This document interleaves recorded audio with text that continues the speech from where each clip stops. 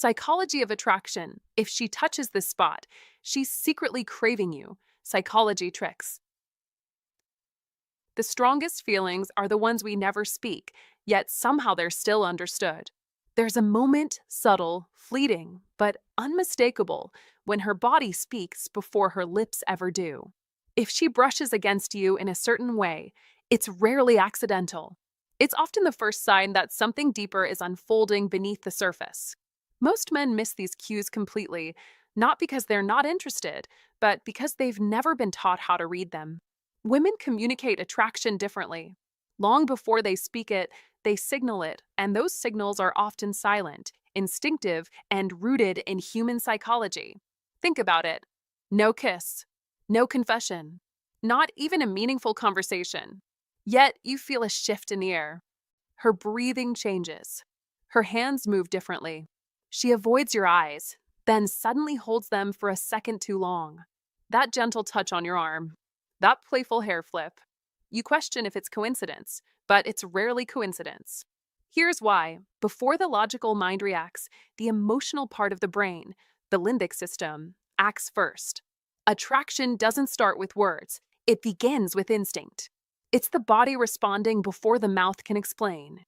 Men who tune into this subconscious language don't just hope for connection, they create it. They move with clarity, presence, and grounded confidence. And women respond to that more than any line, compliment, or smooth move. So stay sharp. I'm about to break down 7 powerful touch-based signals that reveal her interest without her saying a single word. Number 7 is the one wise men never ignore. Once you understand it, hesitation disappears. Stick with me, because these insights aren't common knowledge, and once you master them, you'll never second-guess her intentions again. 1. She adjusted her outfit. When a woman subtly adjusts her clothing in front of you, tugging at her sleeve, smoothing her hem, fixing her neckline, or sliding that bra strap back into place, you must pay attention. That is not random. That is a quiet signal from her body saying, I hope you notice me. It's not vanity. It's instinct. It's psychology. When a woman feels drawn to your presence, her nervous system wakes up, her pulse quickens, her awareness sharpens, and suddenly the fabric on her skin matters because you are now part of her environment. Don't overlook that moment. Don't think it's meaningless. A woman who becomes more aware of her appearance around you is often subconsciously preparing herself for connection. Think about it. Before you walked in, she already looked fine. But the second you joined the scene, she straightened up like the opening act before the headliner. She isn't trying too hard. She's simply shifting into, I hope this high-value man sees me clearly mode. That's your cue. That's exactly when you must hold steady with calm, grounded masculine energy.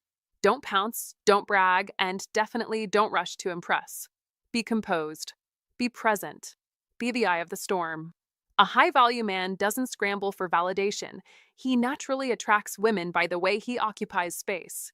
When she adjusts her outfit, see it for what it is, a quiet form of flirting, a kind of nonverbal invitation, like her body whispering a secret her mind hasn't yet said aloud. Most men miss it because they're busy trying to be funny, charming, or impressive. Don't do that. Be aware. Watch her hands. Watch her posture. See how she straightens her back when you speak. Notice that faint shift in her breathing when you enter her personal space. That is psychology in motion. That is real-time attraction unfolding. And ironically, the moment she tries to look good for you is also when you must not chase the moment.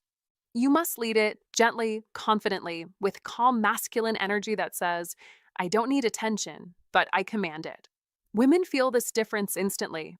They don't fall for noise. They fall for presence. They fall for the unshakable composure of a man who truly knows his worth. That's the essence of a high-value man. You don't convince her you're valuable, you live like it, and she senses it. Picture this. You're at a cafe, relaxed, stress-free after a long day. You make eye contact. She looks back, then casually brushes her hair behind her ear and fixes the neckline of her dress. Don't think it's a coincidence. Her body just made a decision before her mind did. That is the psychology of real attraction. That is how nature speaks without words. But here's the twist: many men panic in these moments. Their energy spikes, their words tumble, their confidence wavers. Don't let that be you. You must breathe slower, stand taller, speak softer. Why? Because the calmer you are, the more her instincts flare. Confidence is not volume. Confidence is control. And when you show controlled masculine energy, you attract women more deeply than any pickup line ever could. She might even test you, glance at you and look away, fix her blouse, ask a random question, or start a light conversation that doesn't really matter.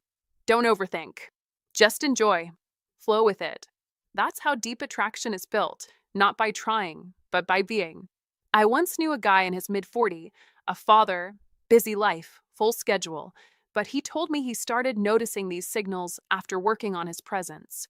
The moment he stopped trying to appear interested and instead grounded himself like a rock, women opened up around him more naturally than ever before. Why? Because women aren't looking for boys to impress them, they're looking for men who make them feel safe enough to express their femininity.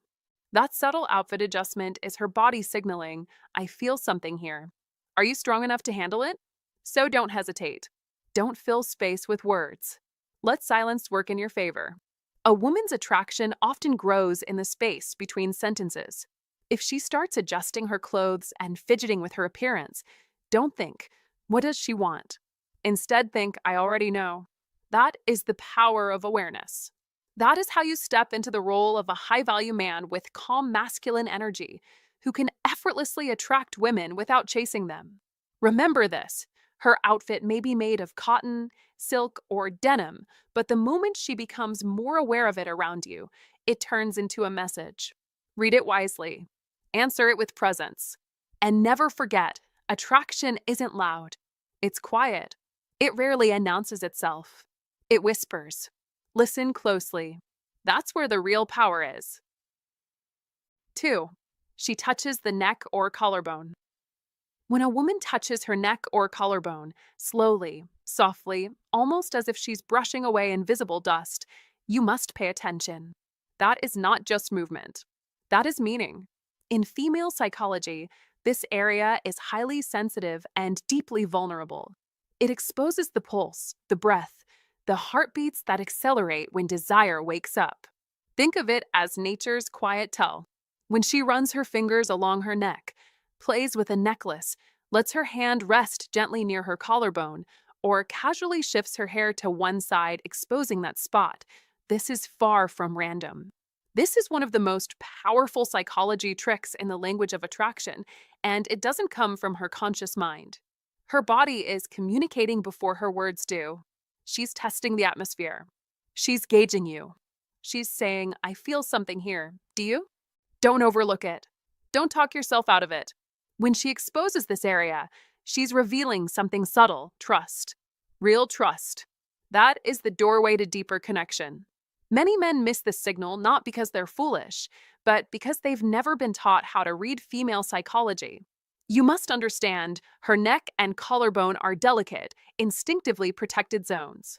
When she unconsciously draws attention to them, she is displaying comfort mixed with excitement. Psychologists call this display behavior, a powerful sign that you've created a space where she feels safe, seen, and slightly thrilled. That balance, safety plus desire, is the secret formula for how to fall in love. And she knows it, even if she doesn't know she knows it. That's the magic of subtle attraction. That's the elegance of psychology tricks nature built into all of us. Picture this. You're sitting across from her, conversation flowing. She laughs lightly, then pauses. Her fingers find her necklace. She twists it absent-mindedly while listening to you. That is not boredom. That is not distraction. That is her nervous system quietly waking up. Or imagine she leans forward slightly, exposes her shoulder, then reaches for her collarbone. That exposed skin? That tiny breath she takes before she speaks again? That's female psychology telling you, I'm aware of my body around you. You must not rush. You must not brag. Be calm. Be grounded. The trick is not to act, but to notice. The key to how to fall in love is not in chasing her, It is in reading what she gives and responding with steady confidence. I once heard a story from a man in his 50s who thought he was too old to understand modern dating. He said he kept missing signs from women because he always assumed they weren't interested. Then one day, a psychologist told him, "Stop watching her words. Watch her neck." That line changed everything for him. Soon he started noticing these signals: the soft touch near her collarbone when he spoke with warmth, the way her breathing slowed when he leaned in, the way her voice lowered when she brushed her hair to the side. The moment he began recognizing these patterns, his whole energy changed. Women felt it. They felt seen, not judged, not rushed, but understood. That is one of the most potent psychology tricks you can ever master. Don't be fooled. This sign doesn't mean she wants instant romance. It means she feels safe enough to allow attraction to grow. That difference is massive. That is what most men overlook. When she exposes a vulnerable area while speaking with you, she's signaling, "I trust your presence here." Your response must match her energy. That means slow down. Speak with intention. Lower your voice. Look at her eyes, not just her body. Create calm tension, not loud excitement. Women don't fall for chaos. They fall for clarity.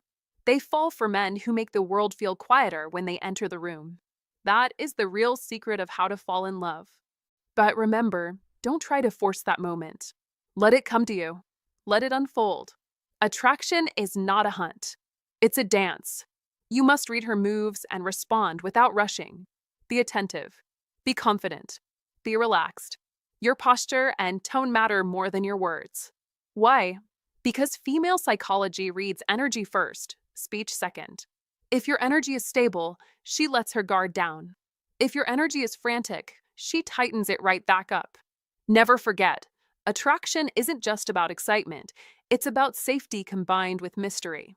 That blend is irresistible. So here's your mission: train your awareness. Start observing women, not in a predatory way, but with respectful curiosity. Watch what happens when you lower your voice. Watch how she reacts when you pause instead of interrupt. Watch how her hand might drift toward her neck when the conversation gets personal. Your power lies in reading the silent signals. That's where psychology tricks reveal their true strength. That's where female psychology exposes its secrets. That's where you learn how to fall in love, not with pressure, but with presence. A woman touching her neck is not merely adjusting herself, it is her nervous system stepping forward and asking, "Are you the kind of man who understands this moment?" The answer isn't in your words, it's in your energy. So don't panic. Don't rush. Be present. Be aware. And when you finally see her hand brush that collarbone, don't miss the message.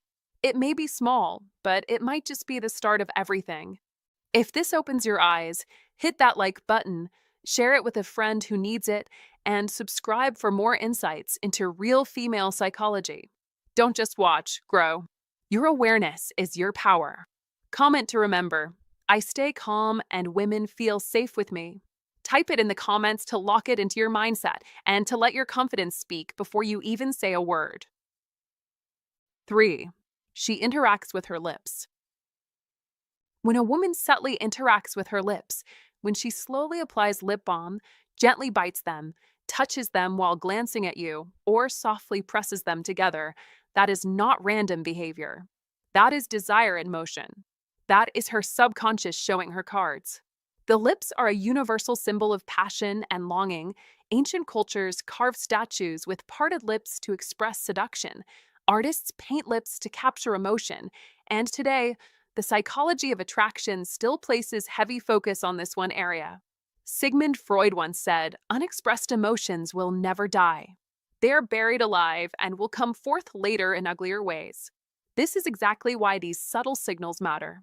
In modern dating, most men look for loud signs, but the truth is simple: attraction whispers before it speaks. When she touches her lips in your presence, her nervous system is engaging, preparing her body for intimacy, often before her mind even understands why. Don't overthink it. Don't interrogate it. Just notice it. That is Old Stoic wisdom. Observe without reacting, read without rushing. Your job is not to jump in and ruin the moment with too many words. Your job is to remain grounded, calm, powerful, and present. Maintain eye contact. Smile slowly. Say little. Let her feel your composure. That is Stoicism win. That is the iron mind that wins respect. That is how attraction grows. Women don't crave frantic energy, they crave stability, confidence, and self control. As Marcus Aurelius wrote, the best revenge is to be unlike your enemy. And today, the enemy of men is not another man, it is insecurity, impatience, and desperation. You must crush those impulses. You must build command over your emotions. Don't chase her validation. Let your presence speak louder than your words. In a world full of noise, a composed man becomes magnetic. Many men lose their power because they think attraction is something they need to perform. It's not. Attraction is something you must allow to happen by becoming unshakable. When she plays with her lips in front of you, she is testing your frame, your stability. Do you crumble? Do you rush? Or do you hold your gaze like a man who already has value? When your energy is steady, your silence becomes powerful, your calm becomes dominance. That is the essence of iron mind.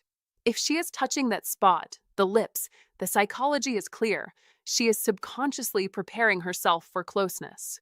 Don't panic. Don't overreact. Think like a warrior.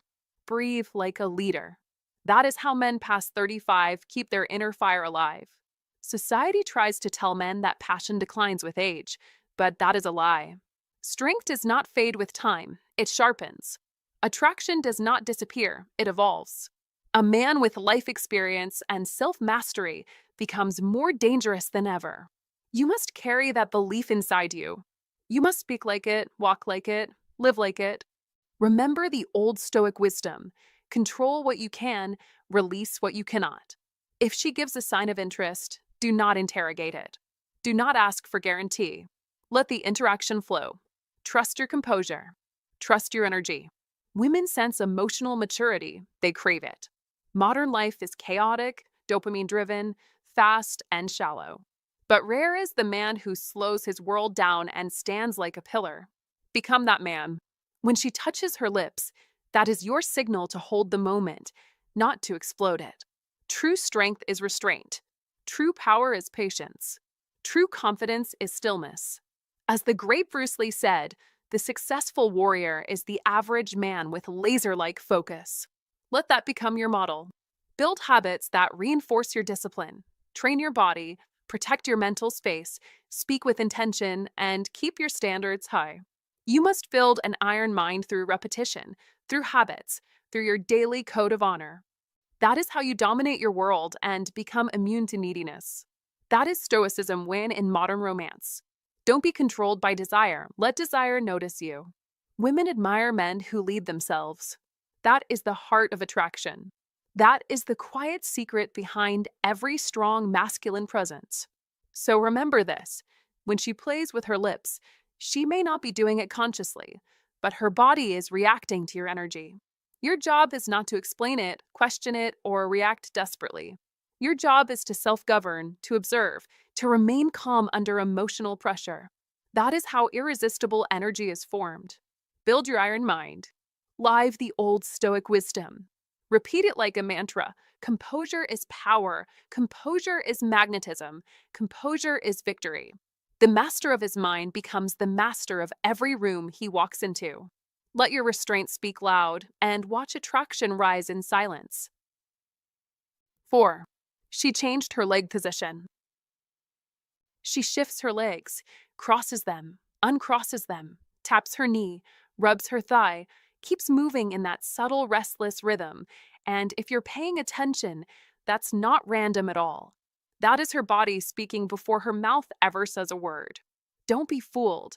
A woman who feels nothing stays still, like a statue in a waiting room.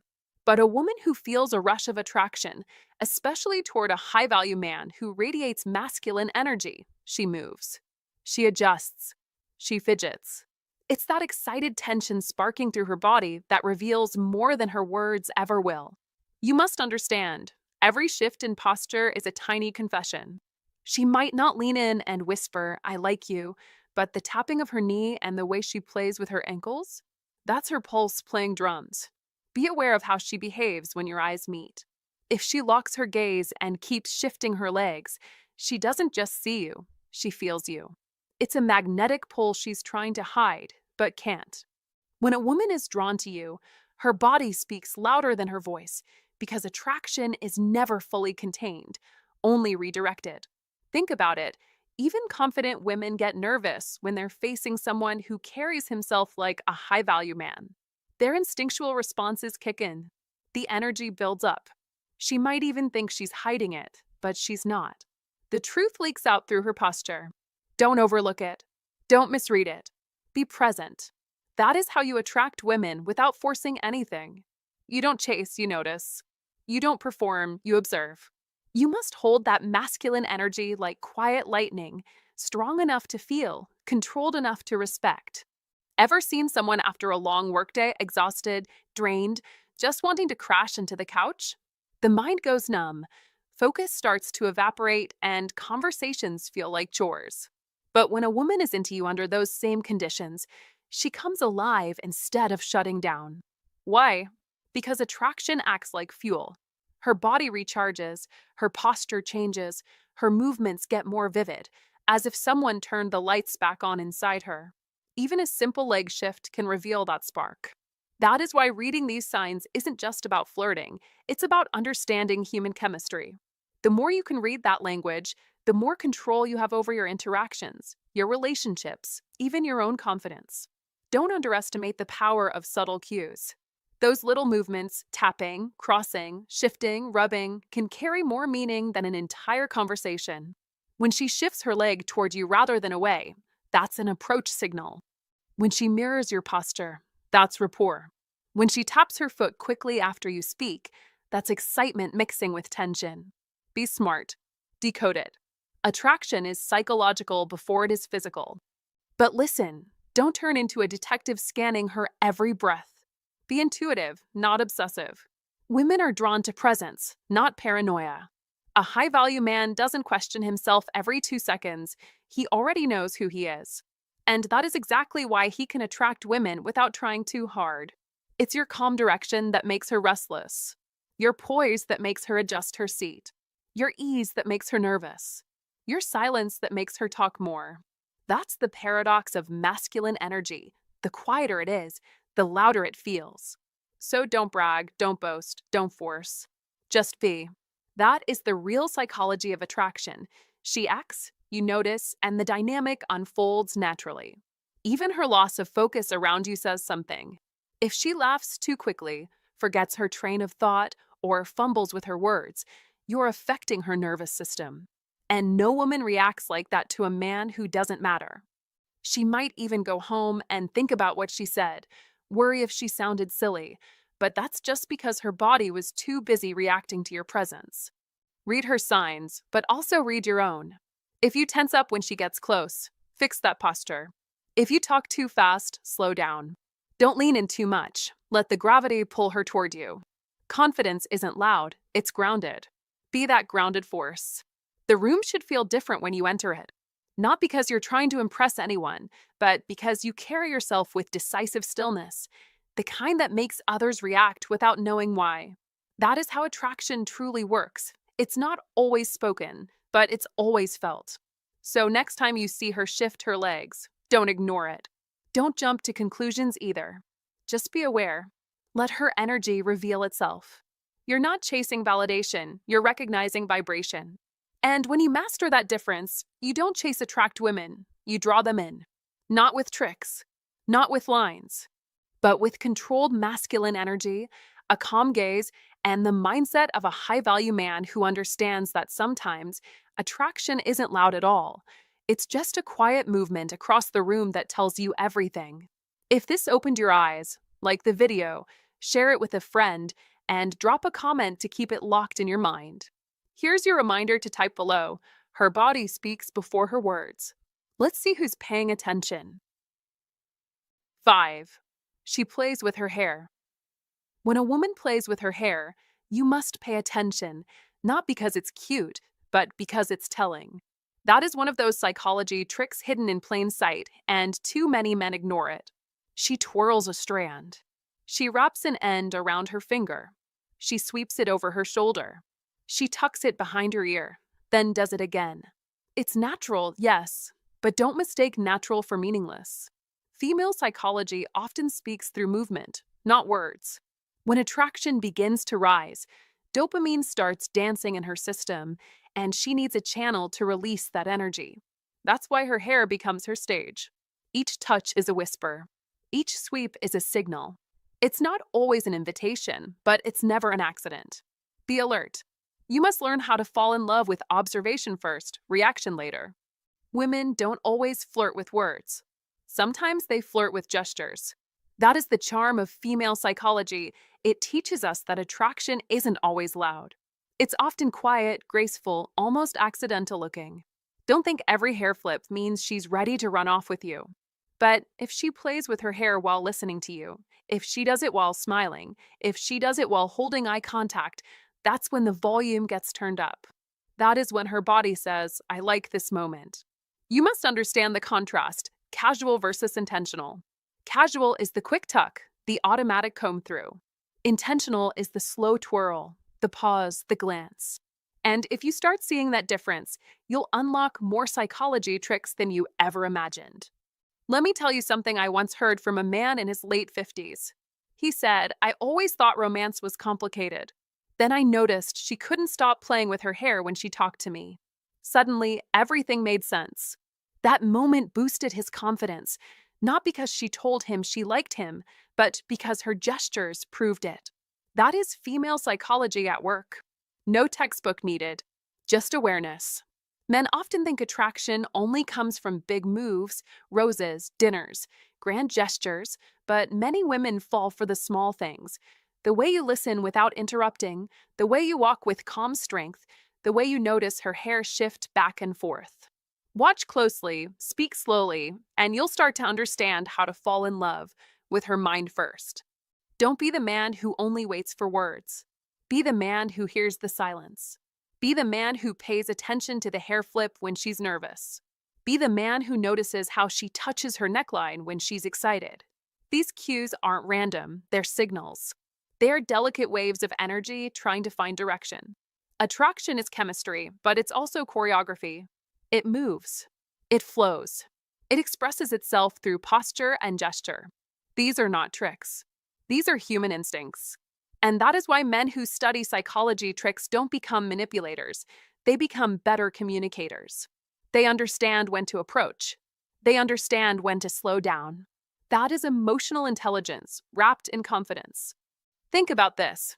When someone makes you feel comfortable, your body relaxes. When someone makes you feel nervous, but in a good way, your body fidgets. So when her fingers slide through her hair over and over again, she might not even know why she's doing it. But her body does. Her dopamine levels say, stay right here. Her posture says, I'm open. Her eyes, if they lock onto yours, say everything. That is how female psychology expresses attraction without a single word. Don't overanalyze it, but don't ignore it. Read it. Respect it. Respond with presence, not pressure. Men between 35 and 70 often ask, do I still have a chance in the dating world? My answer? Absolutely, if you learn how to fall in love with awareness instead of desperation.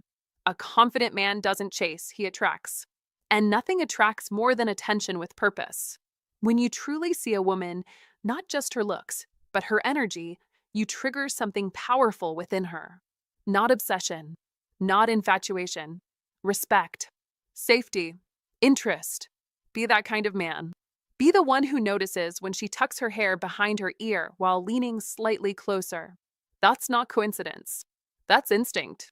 And instinct is the foundation of every great romance. Here's the beauty. The more you understand these subtle signs, the less pressure you feel. You don't have to guess anymore. You don't have to force conversation. You just observe, connect, and let the moment unfold. These are not games. These are not lines. These are soft signals in female psychology that guide you toward deeper attraction. Use these psychology tricks not to manipulate, but to communicate better, listen better, and lead with confidence. That is how you learn how to fall in love, with presence, with charm, and with grace. So the next time she plays with her hair while looking at you, don't panic, don't freeze, and definitely don't ignore it. Breathe. Smile. Keep the conversation alive. Because sometimes her hand in her hair isn't just a habit, it's an invitation. And if you learn to read it, you might just write the next chapter of your life. 6. She held the phone but did not use it.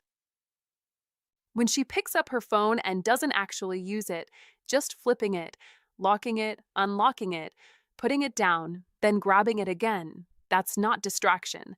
That's emotional energy searching for direction. That's a signal. Don't misread it. Don't ignore it. Don't rush it. You must understand it. In modern life, we're trained to believe that phone use equals interest and silence equals boredom, but human attraction doesn't follow digital logic. She isn't scrolling because she doesn't need an escape. She's not bored, she's charged. She's feeling your presence. That quiet tension? It's not absence. It's chemistry. It's instinct. It's her mind trying to balance emotion and control. Old Stoic wisdom teaches that real power is found in calm, not noise. Marcus Aurelius said, "You have power over your mind, not outside events." Realize this, and you will find strength. That means your role isn't to scramble for her attention, it's to hold your ground. Don't flood the moment with desperate energy. Don't break your frame. Let the silence work for you. Let your iron mind speak louder than any words. If she touches her phone but avoids texting, that's hesitation wrapped in curiosity. A woman uses silence like a shield when she feels attraction rising, but hasn't decided if you're worthy of her full attention. That's your chance, not to chase, but to lead. In modern dating, men crumble because they think speed wins. They think the one who talks first, texts first, validates first, wins. That is weakness disguised as effort. That is approval seeking dressed up as confidence. That is exactly what you must avoid. Instead, read the moment with strategy. Respect the subtle signs. Let her feel the steady weight of your presence. Remember, Old Stoic wisdom, Stoicism win, and the iron mind mindset are your foundation. They keep your emotions sharp, your energy focused, and your masculinity quiet but undeniable. Epictetus said, "Seek not for events to happen as you wish, but wish them to happen as they do happen, and your life will be serene." That's not just philosophy, that's attraction strategy. When she fidgets with her phone, don't ask if she's bored. Don't ask if she wants to leave. Don't analyze or apologize. Just stay composed. Hold eye contact calmly when she looks up. Let her see a man who does not panic, a man who doesn't flinch, a man whose iron mind holds the room. Women test without testing. They communicate without words. They signal without speaking. You must learn to read the quiet language because the quiet language is the true language of desire. The man who understands this does not chase, he draws others in. She may play with her phone, but refuses to dive into it because she doesn't want to miss something. She doesn't want to break the atmosphere. She senses the pull of the moment, and if you stay solid, that pull only grows stronger. Don't ruin it by overthinking. Don't break it with cheap humor. Don't try to fix the moment. Dominant men don't fix moments, they guide them. That is emotional leadership. That is Stoicism win in real time. And here's the greatest psychological truth. A woman's attraction often rises in silence, not in conversation.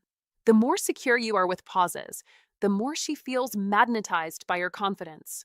The quieter you remain, the louder her curiosity becomes. If she's touching her phone but not using it, that's your cue to lead with calm questions, not forced enthusiasm. Use pauses with intention. Speak with certainty. Shift your body slightly closer, but only when the moment feels right, not when your anxiety wants relief. Control your rhythm. Don't follow hers. Victory in attraction is not noise, it's control. It's presence. It's mental clarity. And when you master the skill, you live with a stronger purpose, not just with women, but in every challenge. That's how Old Stoic wisdom becomes modern power. That's how Stoicism wins lifestyle. That's how an iron mind becomes irresistible. Don't chase approval. Don't fear silence. Don't break the moment. Let it. Own it. Shape it. Because when you master yourself, the world, and yes, she will feel it. And then, as Seneca said, the greatest victory is victory over the self. Let that be your creed. Let that be your edge. Let that be your life. If you made it this far, you're no longer guessing, you're reading the signs most men never notice. When she touches her phone but doesn't use it, that's emotional electricity in disguise. That means your presence matters. That means you are being felt. Don't run. Don't panic. Hold your frame. If you're ready to stay calm when others would crumble, comment this right now. I will stay composed when attraction appears. Let that sentence be your first victory. 7. She plays with her hands, nails, or jewelry. When a woman starts fidgeting with her hands, rubbing her fingers, tapping her nails, spinning a ring, or rolling a bracelet between her thumb and index finger, pay attention, because that moment is louder than any words she could say. Don't dismiss it as just nervous energy. Be sharp. That tiny gesture often reveals the psychology of attraction more honestly than her smile or even her words. That is her body speaking before her mind knows what to say. It's not random, it's instinct. Her subconscious is releasing built-up tension because she feels something around you. Attraction isn't always bold. Sometimes it's quiet, even shy. When feminine energy meets strong masculine energy, sparks don't always explode. They simmer silently. You must understand that a woman's hands often confess what her lips won't. The best high-value man knows this. He doesn't chase validation. He doesn't rush in. He recognizes these psychological tricks for what they are, signs of openness. The more she plays with her jewelry or strokes her own palms, the more she's trying to regulate her emotions. It's her subtle attempt to maintain control in your presence. That is not disinterest. That is tension, beautiful electric tension. And a man who truly understands how to attract women doesn't panic when he sees it. He stays steady, calm, grounded. A woman feels safest when she senses unwavering masculine energy. She wants to know if she can rely on your presence. Don't talk too fast. Don't stare obsessively. Don't try to impress her with cheap lines or rapid-fire jokes. Be confident and let silence work in your favor. That's what a high-value man does. He allows space to exist without anxiety, because he knows space creates magnetism. Space invites curiosity. Let her lean in. Let her wonder what you're thinking. Let her feel your calm energy, because that is what attracts women more than anything else. You see, she might not even know why she's fiddling with her ring. She doesn't consciously think, I like him, but her body does. Her body signals interest while she tries to compose her emotions. That's feminine psychology in action. It's the language beneath the language. And your job is not to decode it with words. Your job is to feel it and respond with strength. A soft, slow, grounded voice can flip the entire dynamic. Why? Because it reassures her nervous system. Your masculine energy tells her, you don't need to be nervous with me. That is powerful. That is rare. That is attractive. Do not try to fix her mood. Do not force the conversation. Just command the space with certainty. You must understand that women notice everything: your breathing, your energy, your posture, the pace at which you move. She doesn't want you to act. She wants you to be. If you feel the urge to prove yourself, breathe instead. Confidence doesn't rush. Confidence doesn't chase. Confidence waits. That is how a high-value man thinks. When you genuinely attract women, you don't convince, you allow. So when she twists her bracelet or brushes her nails, don't ask, are you okay? Instead, give her the gift of steady eye contact. Not aggressive, not needy, just present. Let your eyes say, I see you. And I'm not going anywhere. That's when her guard lowers. Suddenly, her breathing deepens. She uncrosses her arms. She leans in. And now the energy shifts not because you forced it, but because you anchored it. That is the real psychology of attraction, when your calm presence gives her permission to feel safe being feminine. Remember this: feminine energy always responds to grounded masculine energy. Not loudness, not arrogance, not bragging. Presence, power without noise. That's what she's really testing. She wants to know if your energy is stable enough to hold her emotions. You must embody that strength. The moment you do, her hands will stop fidgeting. She will settle. She will soften. And that's when she'll truly open up, not just in words, but emotionally, mentally, even physically. Don't underestimate that moment. It's what separates boys from men. It's what separates trying to attract women from naturally pulling them in. A woman may forget what you said, but she will never forget how your presence made her feel. Be that calm in her storm. Be that stillness in her chaos. That is irresistible. That is masculine. That is what creates genuine attraction, not games, not tricks, but grounded energy. And when you see those fingers fidgeting again, smile internally. You've already made an impact. She feels it, even if she tries to hide it. The real question is, can you handle it like a high-value man? So, how many of these signs have you noticed and let slip by? How many women were ready to connect with you and you overlooked them? Learning to catch these quiet cues doesn't make you pushy. It makes you aware. And awareness pulls like a magnet. Women sense a guy who's tuned in, watchful, and sure. It's all vibe, flow, real brain chemicals, dopamine, oxytocin, adrenaline. If this clicks for you, smash that like and subscribe now.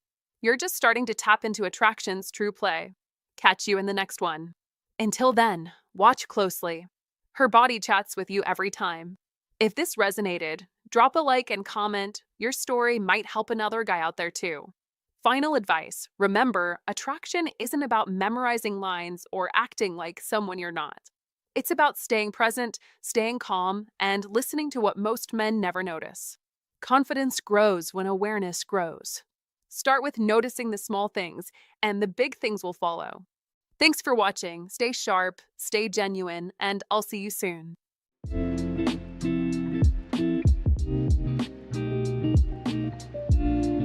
A woman was sent to you by God to help you grow if. Psychology tricks. Proverbs 18:22 says, "He who finds a wife finds a good thing and obtains favor from the Lord." There's an old saying that goes, "Behind every great man is a great woman." When you put those two ideas together, you start to see something important. When God places the right woman in your life, He's not just giving you comfort, He's giving you a calling. God's favor doesn't always show up as an easy, comfortable life. Often, it looks like growth, stretching, and being pushed into the man you're meant to become. A godly woman doesn't just make your life sweeter, she sharpens your character, challenges your thinking, and supports your purpose. In His design, most men step into their strongest, most effective selves with a wise, grounded, God-fearing woman walking beside them. In this video, we're going to look at 7 biblical signs that a woman has been sent by God to help you grow in your faith, your mindset, and even your psychology as a man. And by the way, this video is sponsored by Anson Belt and Buckle. I'll share more about them later on. Number 1. She inspires you to mature as a spiritual leader. A woman truly sent by God won't just make your heart race or your ego grow. She'll make your spirit rise. Don't fall for mere comfort. Be alert. That is the first sign of a real divine blessing. She wakes you up. She challenges your spiritual laziness without even saying a word. She doesn't need to preach, she doesn't need to nag, and she surely doesn't need to beg you to grow. Instead, just by being around her, you feel something very real, an urge to step into your masculine energy and actually become the man you were meant to be. You want to be a high-value man, not just look like one. You must take the role of spiritual leadership seriously, because deep down, you know that a strong man doesn't wait around for life to happen. He leads. He acts. He's grounded. He protects. He provides emotionally, mentally, spiritually. That is masculine energy at its finest. And yes, it attracts women, but more importantly, it earns their respect. Don't expect that this growth will come without friction. Proverbs 27:17 says, "Iron sharpens iron." Notice it doesn't say marshmallow sharpens iron. Growth comes with resistance, pressure, heat. A woman sent by God doesn't make your life easier at first. She makes it heavier in a good way. Why? Because she shows you the weight of your calling. She makes you aware of your spiritual passivity, those little places where you've been drifting instead of steering. When you truly care about her, you naturally desire to be worthy of her, not from insecurity, but from purpose. You stop making excuses. You start making changes. You stop complaining. You start building. That is how a high value man is formed, not by comfort, but by calling. She doesn't nag you, she inspires you. She doesn't push you down, she calls you up. She doesn't dominate you, she activates you. That is how real feminine energy awakens real masculine energy, without force, without manipulation, and without ego games. Be careful, though.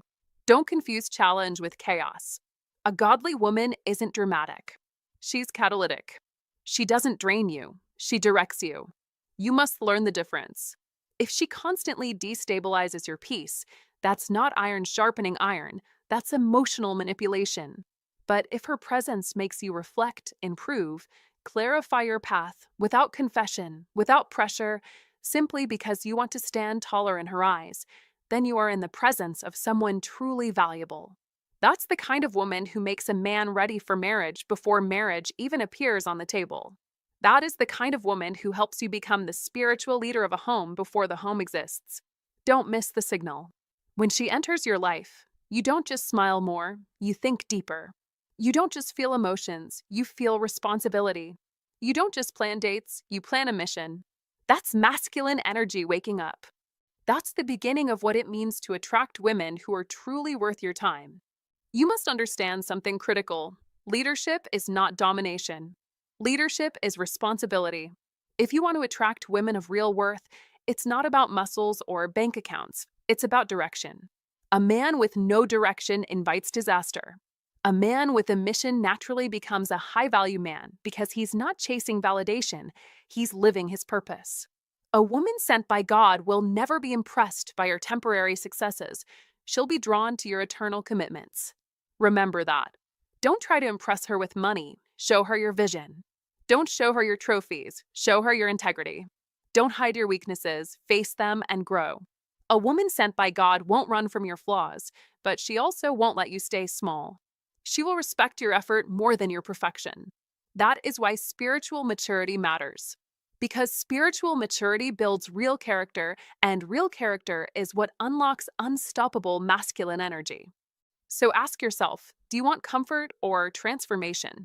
Do you want an easy life or a meaningful one? Do you want to simply attract women or become a man who doesn't even need to try because his presence already speaks? You must stand up. You must grow. You must decide that spiritual leadership is not old-fashioned. It is essential. A woman sent by God won't complete you. She will sharpen you.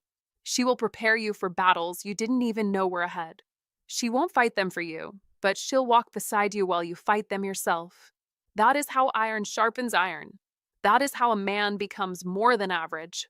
That is how a high-value man is formed, one decision, one test, one act of courage at a time. Don't waste that opportunity. Don't let fear steal your calling. Be strong. Be wise. Be ready. Because when God sends the right woman, he's not just giving you a gift, he's giving you a mission. And a man on a mission, well, that kind of man doesn't chase love. He attracts it, effortlessly, naturally, powerfully. Number 2, she honors God's word above her own desires. A woman sent by God is not a random episode in your life. She is a test, a guide, a mirror, and sometimes a storm meant to strengthen you.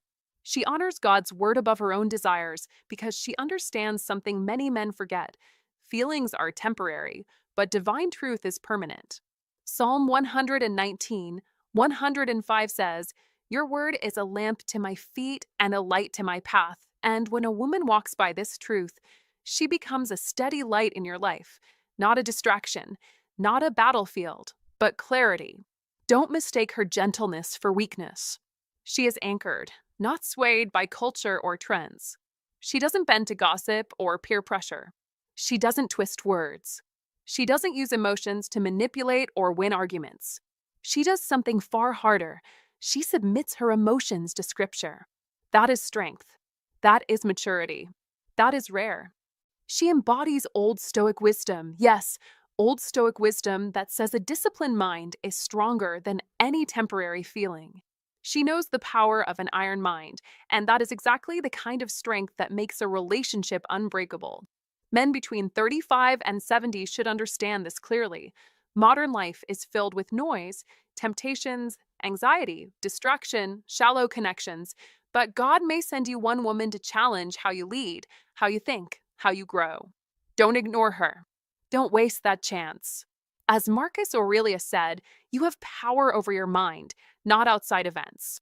Realize this, and you will find strength. That same truth applies to relationships. You must develop an iron mind and learn to lead with character, not ego. She is not perfect, and she won't always feel like doing the right thing, but she will choose it because her compass is scripture, not emotion. That is the anchor of Stoicism win, choosing duty over desire, principle over pressure. When conflict arises, she doesn't weaponize her words. She doesn't fight to dominate. She fights to reconcile. She admits when she's wrong. She forgives when you repent. She seeks peace, not victory. And that is exactly why she wins. That is Stoicism win in real life, not theory. You must understand this. A godly woman is not here to comfort your weakness. She is here to challenge your strength. Don't run from it. Don't retreat. As the Old Stoic wisdom teaches, pressure creates resilience. A diamond forms in fire and weight. Your character must do the same. A woman sent by God will care more about your integrity than your income, more about your faith than your status. But don't forget, God also hardwired physical attraction into relationships. Don't become spiritually strong but emotionally distant. Don't preach leadership if you lack passion. Respect her spirit, but also cherish her presence. God designed both to coexist. Let's be clear, modern men are losing the art of courageous leadership. Many hide behind excuses, distractions, and addictions. Many complain, but rarely commit. But you must rise above that.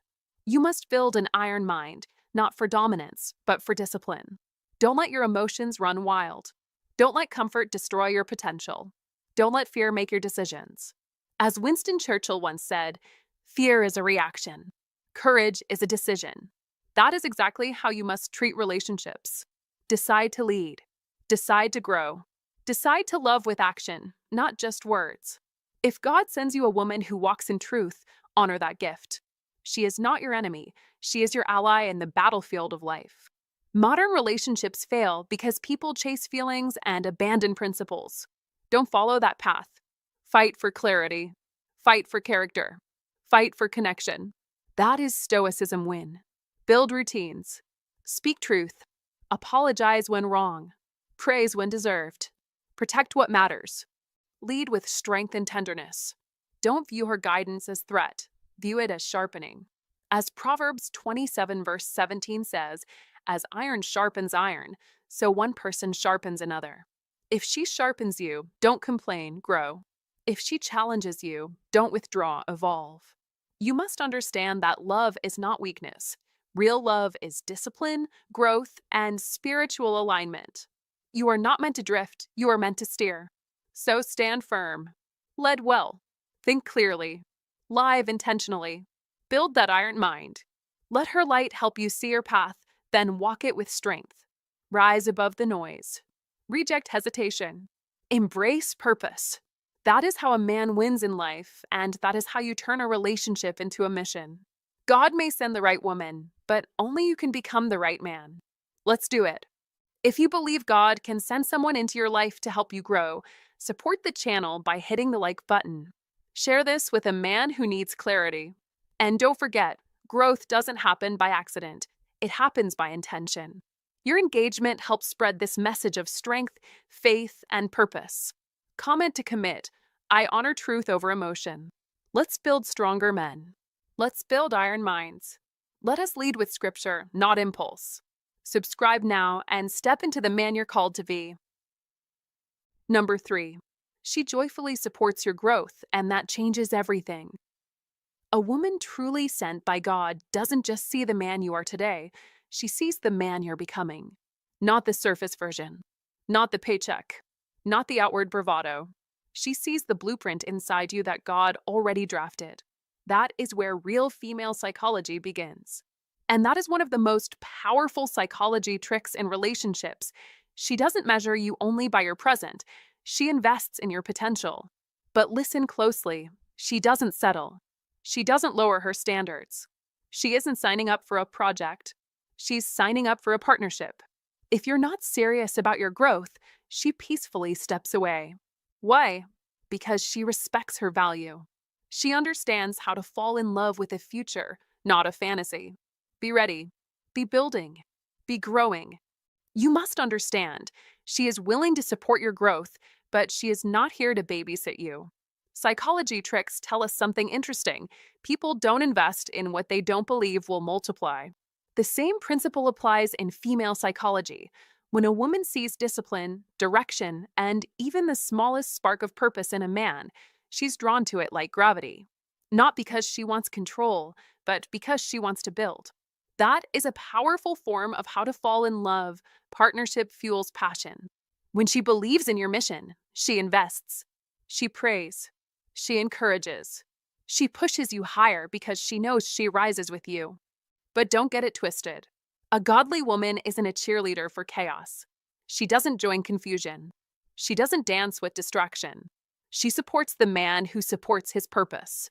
If you drift, she reminds you. If you forget who you are, she helps you remember. When your vision gets blurry, she speaks clarity. That's not nagging, that's alignment. That's how to fall in love with your purpose before you fall in love with your comfort. Therefore, encourage one another and build up one another just as you are doing.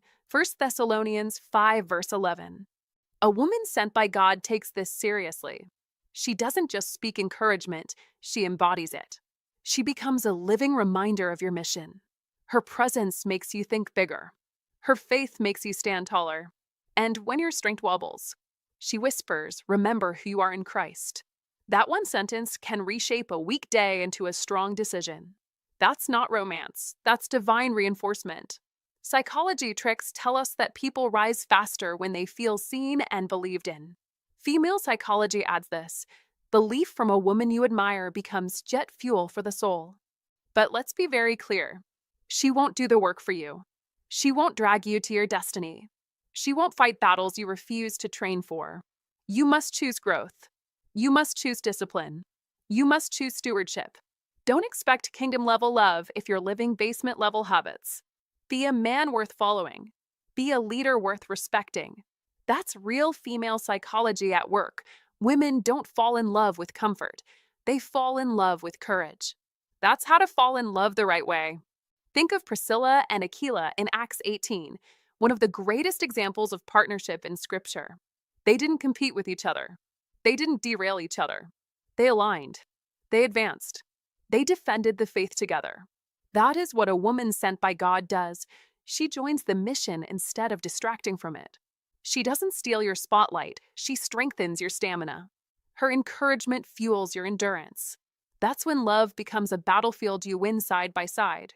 And that's when most men realize growth is attractive. Discipline is magnetic. Purpose is powerful. But modern life has a trap, distraction disguised as happiness. Don't fall for it. Don't waste your energy on temporary validation. That is not how to fall in love. That is not partnership. That is not kingdom building. A woman sent by God won't just make you feel good, she'll make you become better. Better in discipline. Better in mindset. Better in faith. And one of the psychology tricks you must understand is this. When she sees you leading your mission, she naturally wants to join it, not replace it. That is the secret harmony between male purpose and female psychology. So, what must you do? Simple.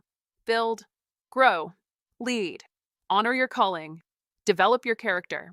Work with God, not just your willpower. When a woman sees that, support becomes easy. Partnership becomes natural. Love becomes a strategy, not a gamble. And that is how to fall in love with growth first, so love can grow with you. Don't ask for a good woman if you're not willing to become a great man. Don't complain about loneliness if you won't confront laziness. Be the kind of man who stands for something, and she'll stand with you. Because a woman sent by God doesn't complete your calling, she complements it. That is the difference between company and destiny. That is the essence of female psychology. That is how to fall in love with purpose and attract the one who respects it. Grow on purpose. Love with clarity. Lead with faith. That's the formula. That's the mission. Keep building. She might be ready to build with you. Number 4. She will want you to help her grow too. When a woman is truly sent to you by God, she doesn't just walk into your life to admire your potential, she comes to activate it. That is the quiet, powerful truth most men overlook. You must understand, you cannot help someone grow if you're not growing yourself, and no high value man can afford stagnation. Growth isn't an option, it's oxygen for your masculine energy. A woman with humility and grace doesn't pretend she has it all together. She shows a spirit of teachability, a hunger for truth, a willingness to learn, and a heart that listens first before speaking. She doesn't worship you, but she notices whether your life is led by purpose, discipline, and faith. Be alert. A good woman will never follow a man who is stuck. She will mirror your level, challenge your weakness, and pull your potential from the shadows. Don't mistake that for nagging. That is love dressed as accountability. That is her invitation for you to rise. And if you call yourself a high-value man, you must respond like one with strength, intelligence, and emotional maturity. Don't be afraid of her desire to grow with you. Be afraid of a woman who feels nothing, questions nothing, and expects nothing. She wants a man who carries masculine energy, not excuses. She wants someone who builds her up spiritually while building himself. That is why Scripture says in Colossians 3, verse 16, "Let the word of Christ dwell in you richly, teaching and admonishing one another in all wisdom," meaning growth is mutual, development is reciprocal, and love is active, not passive. You must understand that a great partnership isn't about perfection. It's about pursuit, pursuing wisdom, pursuing discipline, pursuing self-mastery. Don't let your ego fool you into believing you've already arrived. Be teachable, be humble, be relentless. That is how you attract women of real substance. That is what a high-value man does. He evolves. And if she truly cares, she will expect the same. She will test your consistency. She will notice your habits. She will challenge your thinking. If she sees no spiritual fire in you, she will feel no protection with you. Don't just talk about wisdom, seek it. Don't just claim masculine energy, live it. Because masculine energy without wisdom is just noise, and noise attracts chaos, not peace. A wise woman can sense whether your soul is being fed or starved. She won't demand perfection, but she will demand direction. She is not looking for a boy to babysit, but a high-value man to grow with. That kind of woman will support you, but she will not carry you. She will stand beside you, but she will not drag you. She will lift you up, but she expects elevation in return. You must be the kind of man who studies, thinks, and builds spiritually, mentally, and emotionally. Be the man who reads, who listens, who reflects, who changes when necessary. That is the kind of strength that attracts women who are aligned with purpose rather than drama. And don't forget this. Sometimes God sends you a woman not to make your life easier, but to make your life greater. Understand the difference. You can't ask for a queen while living like a jester. Your habits must align with your prayers. Don't be afraid to admit you don't know everything. Be afraid of pretending you do. You must be willing to learn, even from her. That does not weaken your masculine energy, it refines it. That is what leadership looks like, a man secure enough to grow, strong enough to listen, and wise enough to act. A woman with spiritual depth will not waste time on a stagnant man. She wants partnership, not perfection, growth, not games. She wants to sharpen you as you sharpen her. Iron on iron, mind on mind, spirit on spirit. That is love with structure. That is partnership with purpose. And that is exactly how high-value man, attract women, and masculine energy come together, not in flashy words, but in daily actions. So don't just chase her beauty, match her discipline. Don't just desire her heart, strengthen your character. Be the man who leads with conviction. Be the man she can pray with, build with, and evolve with. Because when a woman is truly sent by God, she won't only love you, she will grow you. And if you're not ready for growth, you're not ready for her. If this message resonates with you, don't just scroll, act on it. Like the video, share it with a brother who needs this reminder, and hit subscribe for more content on masculine growth and spiritual leadership. Growth is not for the weak, it's for the willing. A real woman of faith won't settle for a man who refuses to evolve. She wants a partner who grows with her, spiritually, mentally, emotionally. A woman sent by God doesn't demand perfection, but she expects progression. That means you must stay teachable, stay humble, and pursue wisdom daily. The kind of man who carries purpose. The kind of man who makes space for God's word. The kind of man who sharpens her as she sharpens him. That is real masculine energy. So here's your positive affirmation. Type it in the comments to remember it and declare it. I grow so I can lead with purpose. Let's see who's truly on the path. Comment that statement below to show you're a man committed to growth. Number 5. A God-sent woman won't let you stay weak. A woman who is truly sent by God is not here to make your life easier. She's here to make your life meaningful. Don't confuse her kindness with weakness or her softness with surrender. She may speak gently, but she refuses to let you live small. She won't applaud your excuses or pity your lack of direction. She'll see the potential you're scared to face, and she'll test you, not to break you, but to build you. That is the difference between comfort and growth. A strong man needs challenge like oxygen, and a God-sent woman understands that. If you want a real relationship, not just temporary entertainment, you must be willing to step into the uncomfortable places where growth happens. She is not impressed by passive ambition or empty promises. She wants a high-value man who acts, not one who just talks. She senses masculine energy not in how loud you speak, but in how disciplined you live. Be aware, she will question your habits, your mindset, your direction. Why?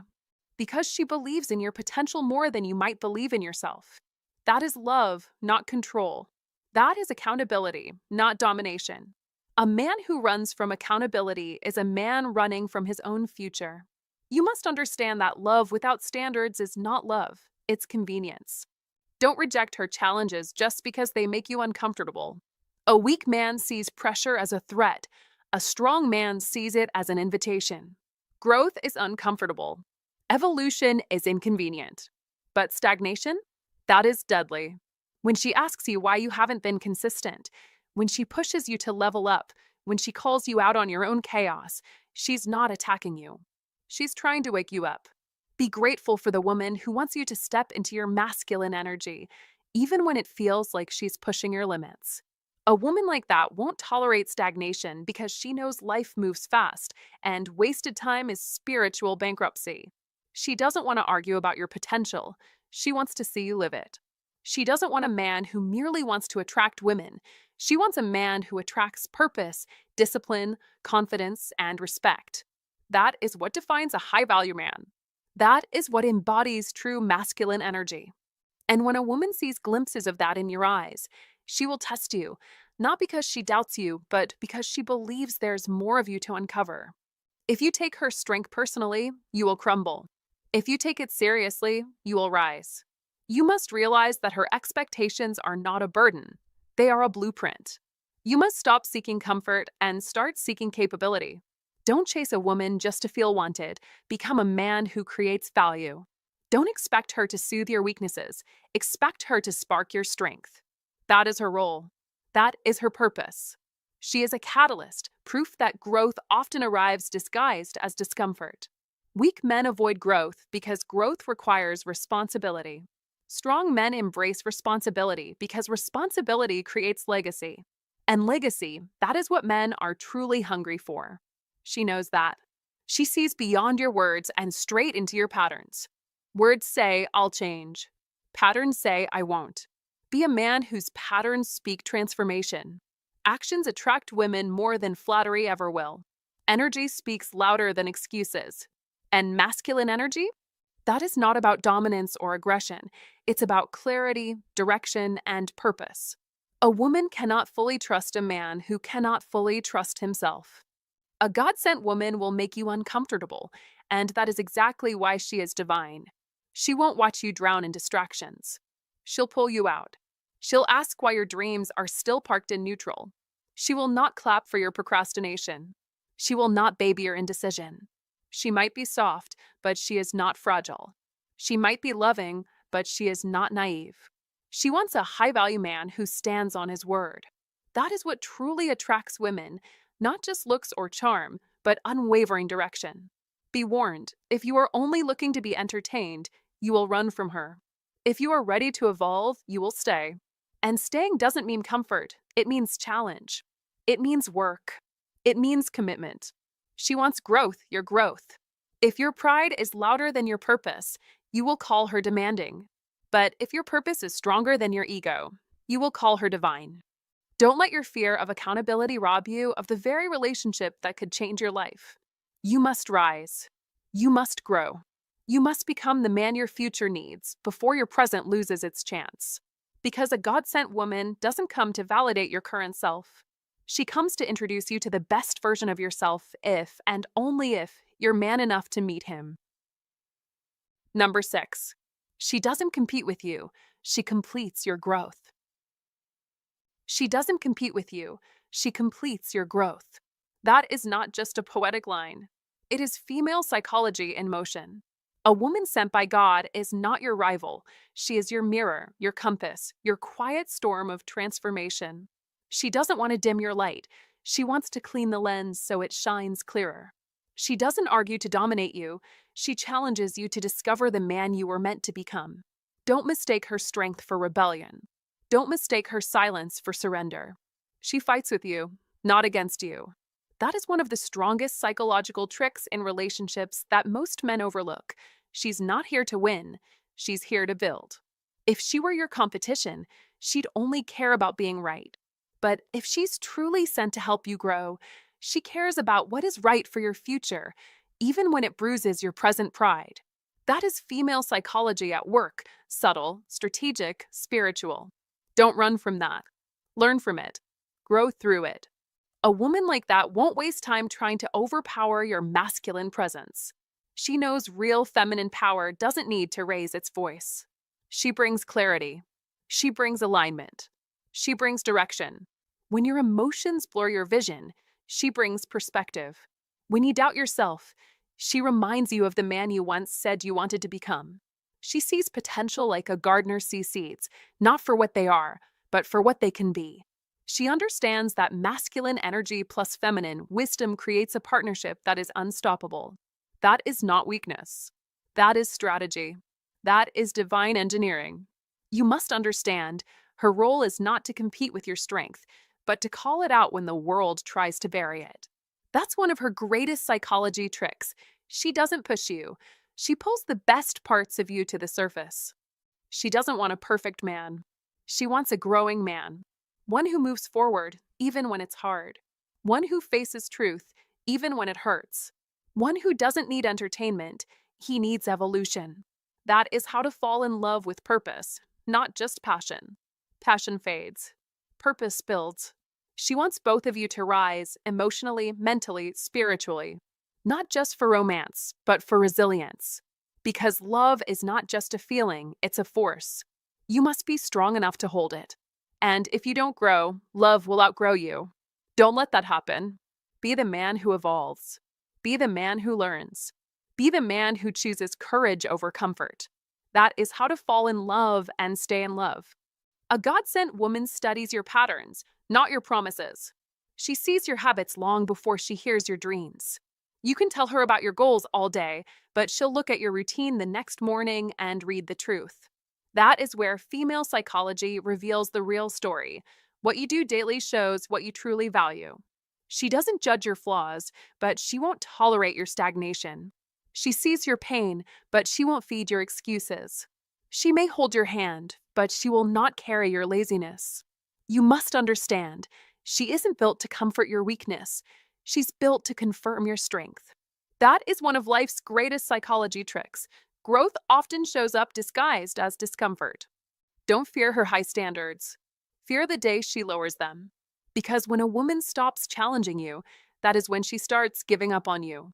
A woman sent by God doesn't worship your potential, she awakens it. She doesn't want a king without a kingdom. She wants a man building something greater than himself. She wants direction. She wants intention. She wants emotional power, not emotional chaos. And if you want to know how to fall in love with a woman like that, remember this. She does not need loud affection. She needs quiet consistency. Words attract her attention, but discipline wins her heart. The union of masculine energy and feminine wisdom is not just romantic, it is revolutionary. It turns weakness into strategy and doubt into direction. A woman sent by God knows how to fall in love without losing herself. She knows that love without growth is just a comfortable prison. She knows that silence can teach more than arguments ever will. And she knows one powerful truth most men never learn. She is not trying to control you, she is preparing to build with you. That is how divine partnership works. That is what makes love sustainable, not just emotional, but strategic.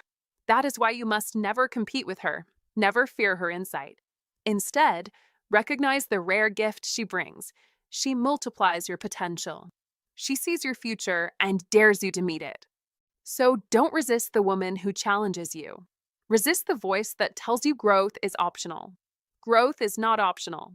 Growth is the price of purpose. And if she was sent to you by God, she will not settle for your silence when you are capable of song.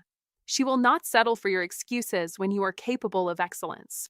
She will whisper truth when everyone else is clapping for your lies. That is love at its highest frequency. That is one of the master psychology tricks of female psychology. She doesn't want to change you. She wants to help you become what you were always meant to be. And that, my friend, is how to fall in love, not just with a woman, but with your destiny. If you understand this message, then you already know she's not your competition. She's your catalyst. A woman sent by God doesn't challenge you to win. She challenges you to grow. She doesn't dim your light. She sharpens it. That means the next move is yours. Don't hide behind comfort. Don't waste the clarity she brings. Rise with her. Build with her. Grow because of her. Comment this to join the movement. I choose growth over comfort, starting now. Number 7. She watches how you respond to corrections. A woman sent into your life may be a test from God, not a distraction, not a burden, but a mirror placed before your spirit to challenge your character and ignite your growth. In modern life, where distractions are endless and ego is constantly inflated, the greatest psychology trick a woman uses is observing how you respond to correction. Not praise, not validation, correction. That is where your real strength is revealed. She's studying your spirit, not your muscles. She wants to see if your leadership is earned or merely claimed. Can you listen without defending your ego? Can you adjust without feeling attacked? Can you grow without making excuses? If you can, she sees potential. If you can't, she sees danger. Remember the old Stoic wisdom. A man who conquers himself is greater than one who conquers a city. That is the foundation of an iron mind. That is Stoicism win. Don't misinterpret her challenge as disrespect. See it as an invitation to evolve. The weak man takes correction as an insult. The strong man takes corrections as information.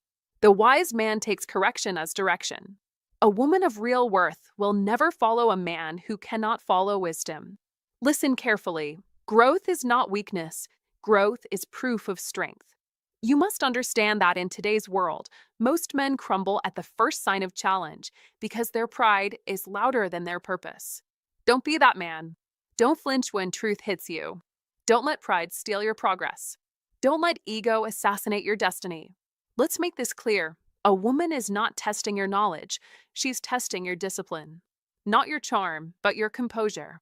Not your words, but your reactions. This is the real battlefield where old Stoic wisdom still wins in modern times. She might question your decisions. She might correct your tone. She might challenge your attitude. That is not an attack. That is training. That is how a king is shaped. As Marcus Aurelius said, if someone can prove me wrong and show me my mistake, I will gladly change. That is the pursuit of truth, and truth is my only loyalty. That quote alone can build an iron mind if you truly embrace it. Stop seeing correction as judgment, see it as refinement. The world respects power, but it follows wisdom. You must refrain from impulsive reactions. You must choose strategy over emotion. You must apply stoicism to win every time your ego wants to strike back. Because anger is easy, humility is rare, and rare qualities build powerful men. The modern world rewards discipline, not loudness. It rewards emotional control, not temporary dominance.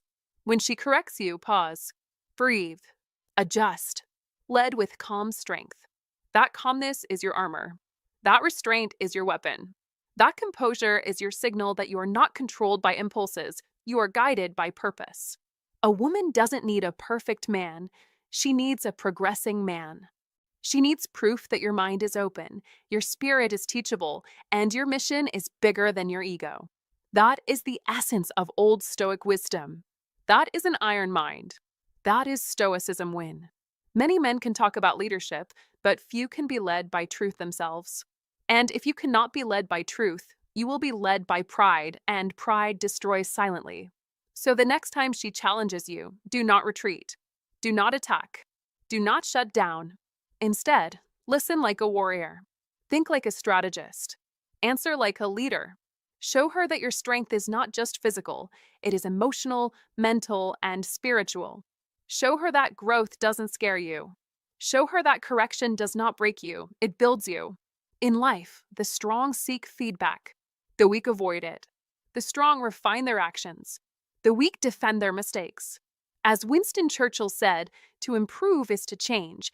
To be perfect is to change often. Let that quote fuel you. Let it remind you that maturity is measured by your response to truth. Modern life is full of noise, pride, and fragile masculinity. But you must rise above it. You must stand firm. You must think deeply. You must lead with clarity. Build an iron mind brick by brick through humility, discipline, and courage. Remember, the real battle is not against the world, it is against the weakness within yourself. If a good woman corrects you, she's not trying to control you, she's trying to build with you. Don't push her away. Don't ignore the message just because you dislike the tone. Don't sacrifice progress for comfort. Let's say it again until it's etched into your spirit. Correction leads to growth. Growth builds strength. Strength earns respect. And respect leads to leadership. That is the path of the wise. That is the core of Old Stoic wisdom. That is how Stoicism wins a lifestyle. That is how you forge an iron mind and master your destiny. Thanks for staying with me until the end of the video. If this message spoke to you, if it made you think, or helped you see life from a stronger angle, then don't forget to like the video, share it with someone who needs to hear this, and hit that subscribe button so you never miss another powerful lesson on psychology, relationships, and growth. Your support helps this channel reach more men who are ready to level up. And I want to hear from you. Do you agree with today's message? Have you experienced this kind of test in your life? If you've got questions, experiences, or even disagreements, feel free to drop them in the comments. This is a place for real conversation and honest growth. Let's build strong minds and stronger lives together. So before you go, answer this. A real iron mind grows stronger through correction. Until next time, stay grounded, stay sharp, and remember, a good woman doesn't weaken you, she refines you.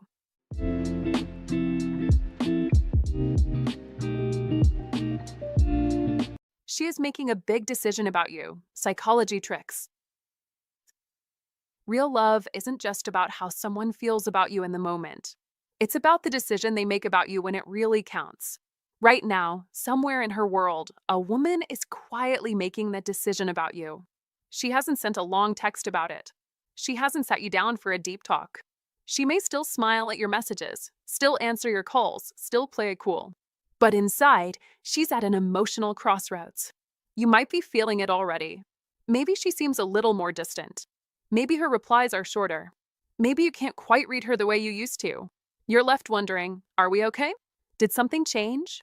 Is she pulling away, or am I overthinking this? What you don't see is what's going on in her mind. She isn't just thinking about your name, your photos, or the good memories. She's thinking about you, the man behind all of that. Your character, your consistency, your emotional safety. In her head, the questions are simple, but heavy. Do I move closer to him or protect myself and step back? Do I trust his intentions or trust my fears? Do I keep holding on or do I finally let go? This isn't a casual choice for her. You are not just another guy she chatted with. You're not just another short story in her life. You are a chapter she can't close easily. That's why she's thinking so deeply. She's weighing your effort against her doubts, your honesty against her past disappointments, your potential together against the risk of being hurt again. And the truth is, she can't rush this decision. She can't ignore it. She can't pretend it doesn't matter. Because at the end of the day, she's not just deciding whether to keep talking to you. She's deciding whether you are a man she can truly choose, not just for now, but for what comes next. Part 1. The silent battle inside them. Right now, she might be smiling at you, talking like everything is fine, making small talk, posting selfies, even laughing with friends, but don't be fooled for a second. Behind that calm exterior is a silent storm, a battle fought in whispers that you'll never hear out loud. She's making a big decision about you, and this is the moment where psychology kicks in, when the heart tries to speak, but the mind keeps editing the script. Don't underestimate the quiet, because that's when the deepest thinking happens. She appears relaxed, maybe distant, maybe even unaffected by your presence. Don't assume silence means safety. That is exactly when the questions are loudest. What if this choice changes everything? What if I misread his intentions? What if I lose him forever? What if I'm settling for comfort instead of reaching for destiny? What if I regret the decision I didn't have the courage to make?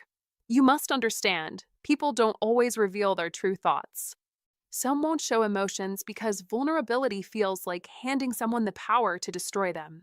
Some won't express love because they were never taught how to love without fear.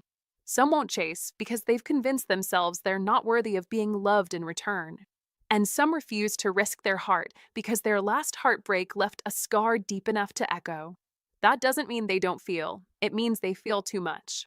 And in that silence, she's analyzing you more than you think. She's evaluating your consistency, your masculine energy, and whether you truly fit into the life she secretly dreams of. Don't ignore this moment, because it's when you either prove you're a high-value man, or she quietly decides to walk away. She is weighing your words, watching your patterns, checking whether your actions align with your promises. She wants clarity, but doubts show up like shadows. What if this ends the way everything else did? What if he's just charming, not loyal? What if he says he cares, but disappears when things get real? What if he only understands attention, but not commitment? This is the crossroads where many men fail, not because they're bad, but because they don't understand the pressure she feels. You must realize she isn't only deciding if she likes you. She's deciding if she's safe with you, if she can build with you, if she can be herself with you, not just the filtered version she shares with the world. That is the challenge of a true connection. You don't get trust, you earn it. A woman who senses genuine masculine energy won't ask for perfection, but she will search for honesty. Don't act impressive, be consistent. Don't try to overwhelm her with sweet talk. Let your presence speak louder. A high-value man doesn't chase approval, he creates certainty. He doesn't ask, "Do you like me?" He communicates, "You're safe with me." Because that's what attracts women at their core, not flashy gestures, not smooth lines, but the feeling that being around you is peaceful instead of exhausting. Her heart whispers, "This man feels different." You can breathe around him. He makes you feel seen. Don't let him go. But her mind warns, what if you're wrong again? What if your hope is just a recycled illusion? What if this connection is another beautiful mistake? She stands between healing and hope, fear and future, comfort and courage, and your behavior will tip the scale. Be aware. Be present. Be real. Don't rush her process. Earn her decision. Don't act arrogant because you fear rejection. That only proves you're not ready. If she senses games or emotional laziness, she will protect herself by withdrawing, and you will wonder why she suddenly changed. She didn't change. She decided. A real woman doesn't beg for effort. She recognizes when your energy is inspired and when it's forced. Don't forget, attraction is built in silence, not in noise. You may not see it, but she's watching how you respond to little things, whether you listen, whether you show up, whether you respect her feelings without trying to fix them immediately. She's not looking for a superhero. She's looking for a man who stands firm without needing to dominate, a man whose masculine energy is steady, not aggressive, warm, not weak. That is the difference between a boy and a high-value man. So don't panic when she gets quiet. That silence doesn't mean she's losing interest. It means she's measuring your intentions. This is the test most men never realize they're taking. You must stay calm. You must stay certain. Let your honesty do the work. Let your consistency speak for you. Because when a woman with depth makes a choice, she chooses completely. And if you pass that silent test, if your character reminds her that real love doesn't drain you but builds you, then congratulations. You now understand what it truly means to attract women without trying to impress them. You didn't just win her attention. You won her trust. And that, my friend, is the real definition of a high-value man. Part 2. Why your connection is not easy to ignore. She is making a big decision about you, and you must understand the psychology behind it. When a woman still feels something when your name is mentioned, when her heart tightens at the idea of losing you, that is not random chemistry, it is impact. Real impact. You stirred her emotions in a way most men never will. You triggered something deep, emotional, spiritual, mental, and personal all at the same time. That connection is not easy to ignore because it awakened layers of her identity she thought were untouched. You challenged her comfort zone, inspired her dreams, exposed her insecurities, and disrupted her old patterns. Most people talk, few people connect. That is old Stoic wisdom. Remember it and live by it. The Stoics believed that true power is influence without force, presence without loudness, confidence without arrogance. He who is brave is free, said Seneca, and that is exactly what happened when your presence gave her something rare: value, calmness, direction, impact. You are not noise, you are meaning. You are not distraction, you are focus. You are not entertainment, you are significance. That is why her decision now feels heavy, because real connections carry real weight. In modern life, where everything is fast, shallow, and temporary, a meaningful bond stands out like fire in the dark. Don't underestimate this. Don't weaken your stance. Don't crumble just because she is silent. She may appear distant, but psychology tells us that distance is often disguise. Sometimes avoidance is actually attachment wearing armor. You must approach it with an iron mind. No desperation, no chaos, no emotional begging. Stand firm. That is Stoicism win. That is masculine strength. That is what she did not expect, your ability to hold steady when tested. As Marcus Aurelius said, if it is not right, do not do it. If it is not true, do not say it. Let that become your rule. Don't chase. Don't prove. Don't collapse. Let your presence speak louder than your words, because she remembers your tone, your silence, your gaze, your actions. She felt something different around you, not because you performed, but because you were authentic. In a world drowning in pretense, authenticity is a rare currency. Use it wisely. But never forget, connection is not destiny unless you control your emotions. You must master yourself before you master the moment. That is real Stoic power. That is how men between 35 and 70 reclaim their strength in modern life, not by chasing, but by leading, not by reacting, but by responding. You are not supposed to be perfect. You are supposed to be centered. That is iron mind. That is what she respects and what most men forget. Don't try to convince her with speeches. Don't analyze every message, every pause, every signal. Instead, improve your reality. Build your life. Let your routine become your strongest argument. Old Stoic wisdom teaches that men should not seek to be remembered. They should seek to be worthy of remembrance. If she is deciding, let her decide. If she is testing you, win without resistance. If she pulls away, let your energy, not your anxiety, carry the message. Short, sharp truth, you gave her something she can't easily find again. That does not mean you must wait. That means you must become even more. You are not losing her, you are gaining a chance to evolve. The decision she is making is not just about you, it's about the man she's willing to grow beside. So grow. Level up. Stand tall. Live with an iron mind. Don't let emotion erase your principles. Don't negotiate your worth. Don't beg for attention.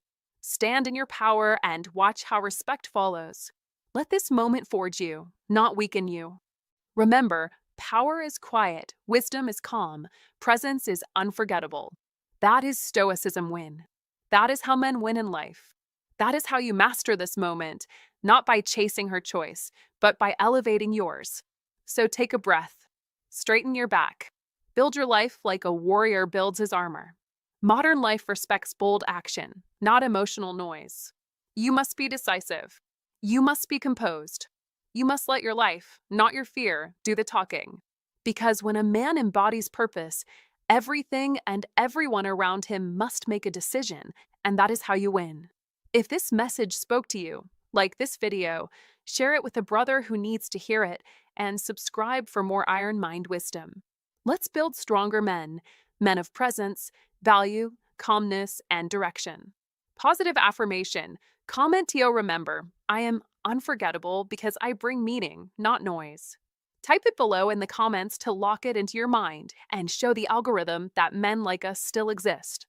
Speech balloon. Part 3. The 3 possible emotions inside them. When a woman goes quiet around you, she is not just being mysterious. She is making a big decision about you, about herself, and about whether her future is safer with you or without you.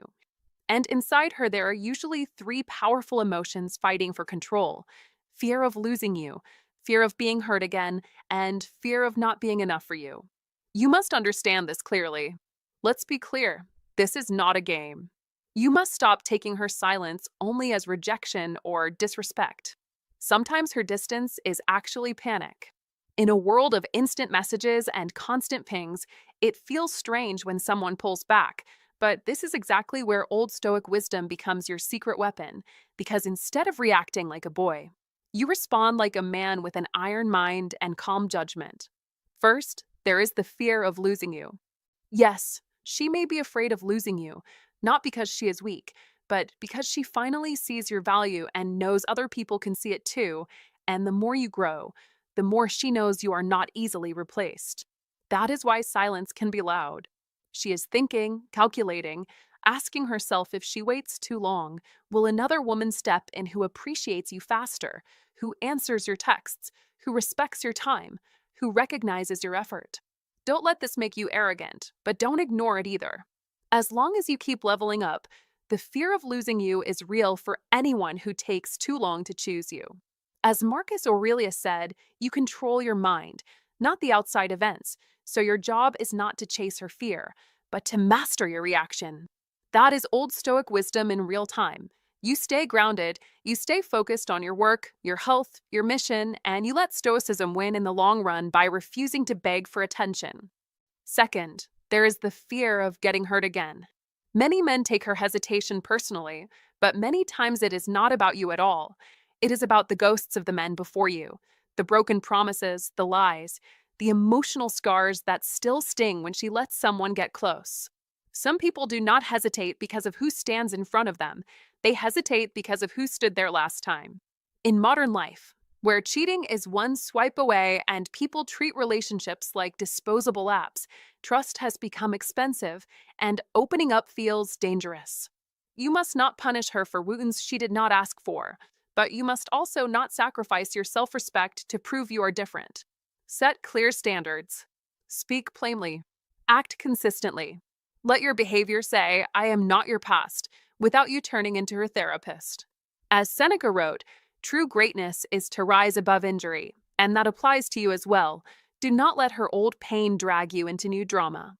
Here, again, ancient Stoic wisdom tells you to stand firm, to keep an iron mind that is compassionate but not desperate, kind but not needy, present but not clingy. Third, there is the fear of not being enough for you. This one is subtle, and many men miss it. Deep love makes people insecure because suddenly there is something big to lose. When she realizes you are serious, that you have options, that you hold yourself to a standard, she may secretly ask, can I really keep up with this man? Am I good enough for the life he wants? Her doubts can show up as delay, distance, mood swings, testing your patience. Don't explode. Don't chase. Don't sink to arguing over texts like teenagers. That is where Stoicism win again. You lead with calm strength. You make it clear, through your words and your actions, that you are willing to walk away from chaos, but ready to commit to a woman who meets you in maturity. In today's world of anxiety, deadlines, bills, and constant comparison on social media, everyone is carrying invisible fears, and she is no different. So, your advantage is not emotional perfection. Your advantage is emotional leadership. You must be the steady one. You must be the man who says, I see your fear, but I will not be controlled by it. Build an iron mind by mastering your habits, your temper, your priorities. Let your routine be disciplined. Let your boundaries be clear. Let your values be non negotiable. As Epictetus taught, it is not things that disturb us, but our opinions about them. So change the story in your head. Her silence is information, not a verdict, a test of your composure, not a command to collapse. Don't rush to fix her feelings. Don't beg for clarity every hour. Don't stalk her online and torture yourself with overthinking. Instead, let Stoicism win by acting from principle, not panic. Focus on your mission. Protect your peace. Speak directly when you do talk to her. I'm serious about my life, and I don't sit in limbo. If you're in, be in. If you're out, be honest. That is strong. That is decisive. That is how men between 35 and 70, men who have seen enough of life, turn confusion into control. Remember, she is making a big decision about you, but you are also making a big decision about the kind of man you choose to be. Choose the path of old Stoic wisdom. Choose the path where Stoic discipline is not just a phrase, but a lifestyle. Choose to live with an unshakable mind, an iron heart, and an iron standard for how you will be treated, and you will not just win her respect or lose her without losing yourself. You will win something far greater, mastery over your own life. Part 4. What they are thinking before choosing. Before she ever says yes to you, she is already having a quiet, serious conversation in her own mind, and you are the main topic. She is making a big decision about you. And her psychology is running a silent checklist that has nothing to do with your car or your jokes and everything to do with the man you really are. She is asking, can I give this man my loyalty? And don't kid yourself, that is not about grand speeches or dramatic promises. It's about whether you show up when you say you will, whether your actions match your words, whether you stay steady when life gets messy instead of disappearing, shutting down, or chasing the next distraction. A woman can be deeply attracted to a high-value man, but she will not stay if loyalty feels like a gamble. She is also asking, can I feel emotionally safe with him? And that is huge. That is, can she tell you what hurts without you mocking her, dismissing her feelings, or turning it into a competition? Can she cry without being told she's too much? Can she disagree without bracing for punishment, silent treatment, explosions, or guilt trips? You must understand, emotional safety is the doorway through which her love, softness, and femininity walk. And if you want to attract women at a deeper level, you cannot be the man who makes her walk on eggshells in her own relationship. She is wondering, can I grow with him, not against him? Because she doesn't want a life where every personal dream turns into an argument or a threat. She wants to know that as she evolves, learns, and changes, you won't feel attacked or left behind. That your masculine energy is secure enough to cheer for her wins instead of competing with them, that you take feedback without treating it as disrespect. Don't be the man who needs to win every debate. Be the man who wants both of you to win the life you're building together. She is quietly asking, can I love him without fear? Not because she's afraid of love itself, but because she's tired of loving men who turn tenderness into a weapon. That is, she wants to know that if she lets her guard down, you won't use her secrets against her when you're angry. You won't threaten to leave every time you're frustrated. You won't flirt your way through your insecurities just to prove you still have it. You must be the kind of high-value man whose consistency calms her nervous system, not the kind who keeps her anxious and guessing just to feel powerful. She is thinking, can I become the right version of myself with him? Because the right woman doesn't just want to be adored. She wants to be expanded. She wants a partner whose presence makes her more honest, more kind, more alive, not more exhausted, more small, and more confused. Your masculine energy should feel like solid ground, not a storm, strong enough to hold space for her emotions, but gentle enough not to crush them, and don't try to control who she becomes. Be the man whose standards and behavior naturally inspire her to rise with you. Then there's the sharpest question of all. Am I choosing him out of loneliness, or does this feel like destiny? She knows loneliness can dress up as love, and she's watching carefully. Do you rush the connection, cling too fast, ignore red flags, demand constant reassurance, or do you move with patience, clarity, and self respect? A true high value man does not beg for a place in her life. He builds a life so grounded that she feels honored to step into it. And when you live that way, you don't just attract women, you attract the right woman who is also choosing you from a place of strength, not from fear of being alone. She also knows that choosing you must mean no games, no ego fights, no temporary attachment, no half love, no toxic cycle, and she is reading you for all of that even when she smiles and laughs at your jokes. Don't play hot and cold to keep her hooked. Be straightforward about your interest. Don't turn every disagreement into a courtroom. Be willing to say, I was wrong. Don't offer her a situationship and call it seeing where it goes. Be intentional and don't drag old patterns of chaos into something that could be healthy and rare. That is the psychology trick no one tells you. She is not confused. She is collecting data: how you talk about your ex, how you treat the waitress, how you react when plans change, how you handle a no. Every small moment tells her if life with you will feel like peace or like constant repair. You must understand that when she senses you are a rare kind of soul, the decision to choose you becomes heavy in the best way. She realizes that loving you will not be a casual hobby but a calling, and she needs to know you see it that way too. That you don't treat her heart like an extra option on your phone, but as something you actively protect. Don't look for cheap manipulation or sneaky hacks to get her. Be the man who naturally embodies what her deeper self is hoping for: integrity, courage, tenderness, and direction, and your masculine energy will quietly signal you are safe here. You can grow here. You can be loved here without fear. When you live like that, when you own your flaws, lead with honesty, and hold your standards, you don't need to chase. You attract women who have also done their own inner work, and the right one will look at you, after all her silent questions, and decide, yes, this is not loneliness. This is alignment. This is a man I can stand beside for real. She's not just choosing you, she's choosing her future. And she's reading every move you make. If you're ready to be the man who brings loyalty, emotional safety, growth, and real love without fear, then claim it. Drop this in the comments right now. I am the man she can choose with confidence. Hit like, subscribe for more psychology power, and remember, being rare means being responsible. Be that man today. Part 5. Your energy is influencing their decision. Here's one of the most powerful psychology tricks you'll ever learn. Your energy speaks before you do. Long before you open your mouth, she's already read the room, and the room is you.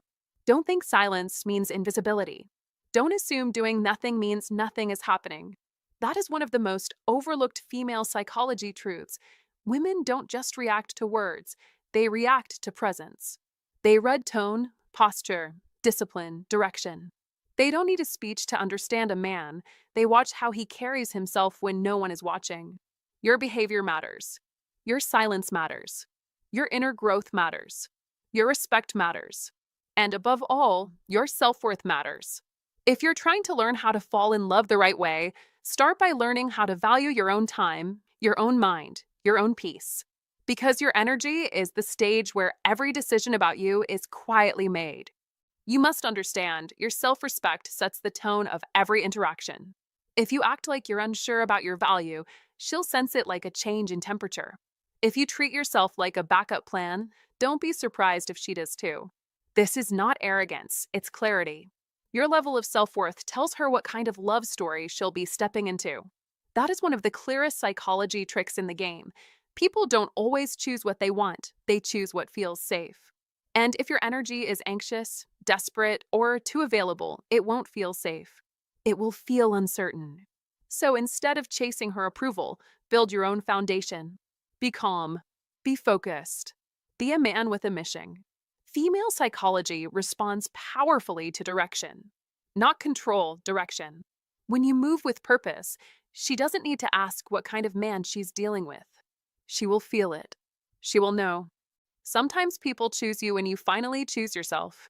Read that twice. Many men try to learn how to fall in love by focusing on what she wants, when the real turning point comes when he finally sees what he deserves. Don't confuse sacrifice with self-abandonment. Don't bend so much you forget the shape of your own backbone. Be a man who values peace more than attention. Because here's a secret from deep inside female psychology. She watches how you treat yourself when she steps back. If you collapse, she loses respect. If you chase, she loses interest.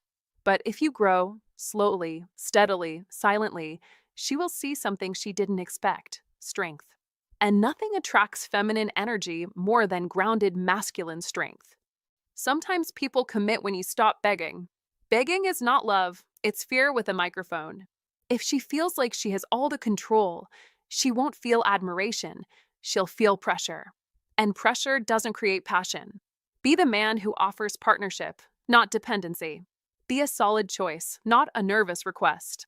The more you try to force things, the more female psychology pulls away.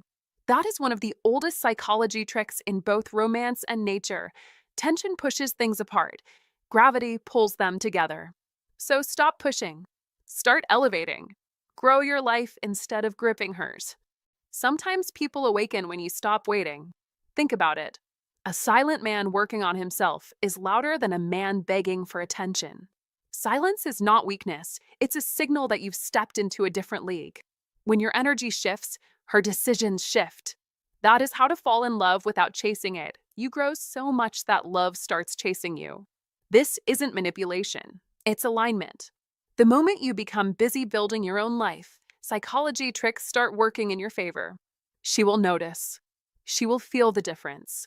And she will wonder, what changed? And why does he seem stronger now? Sometimes people realize your worth when you focus on your own life.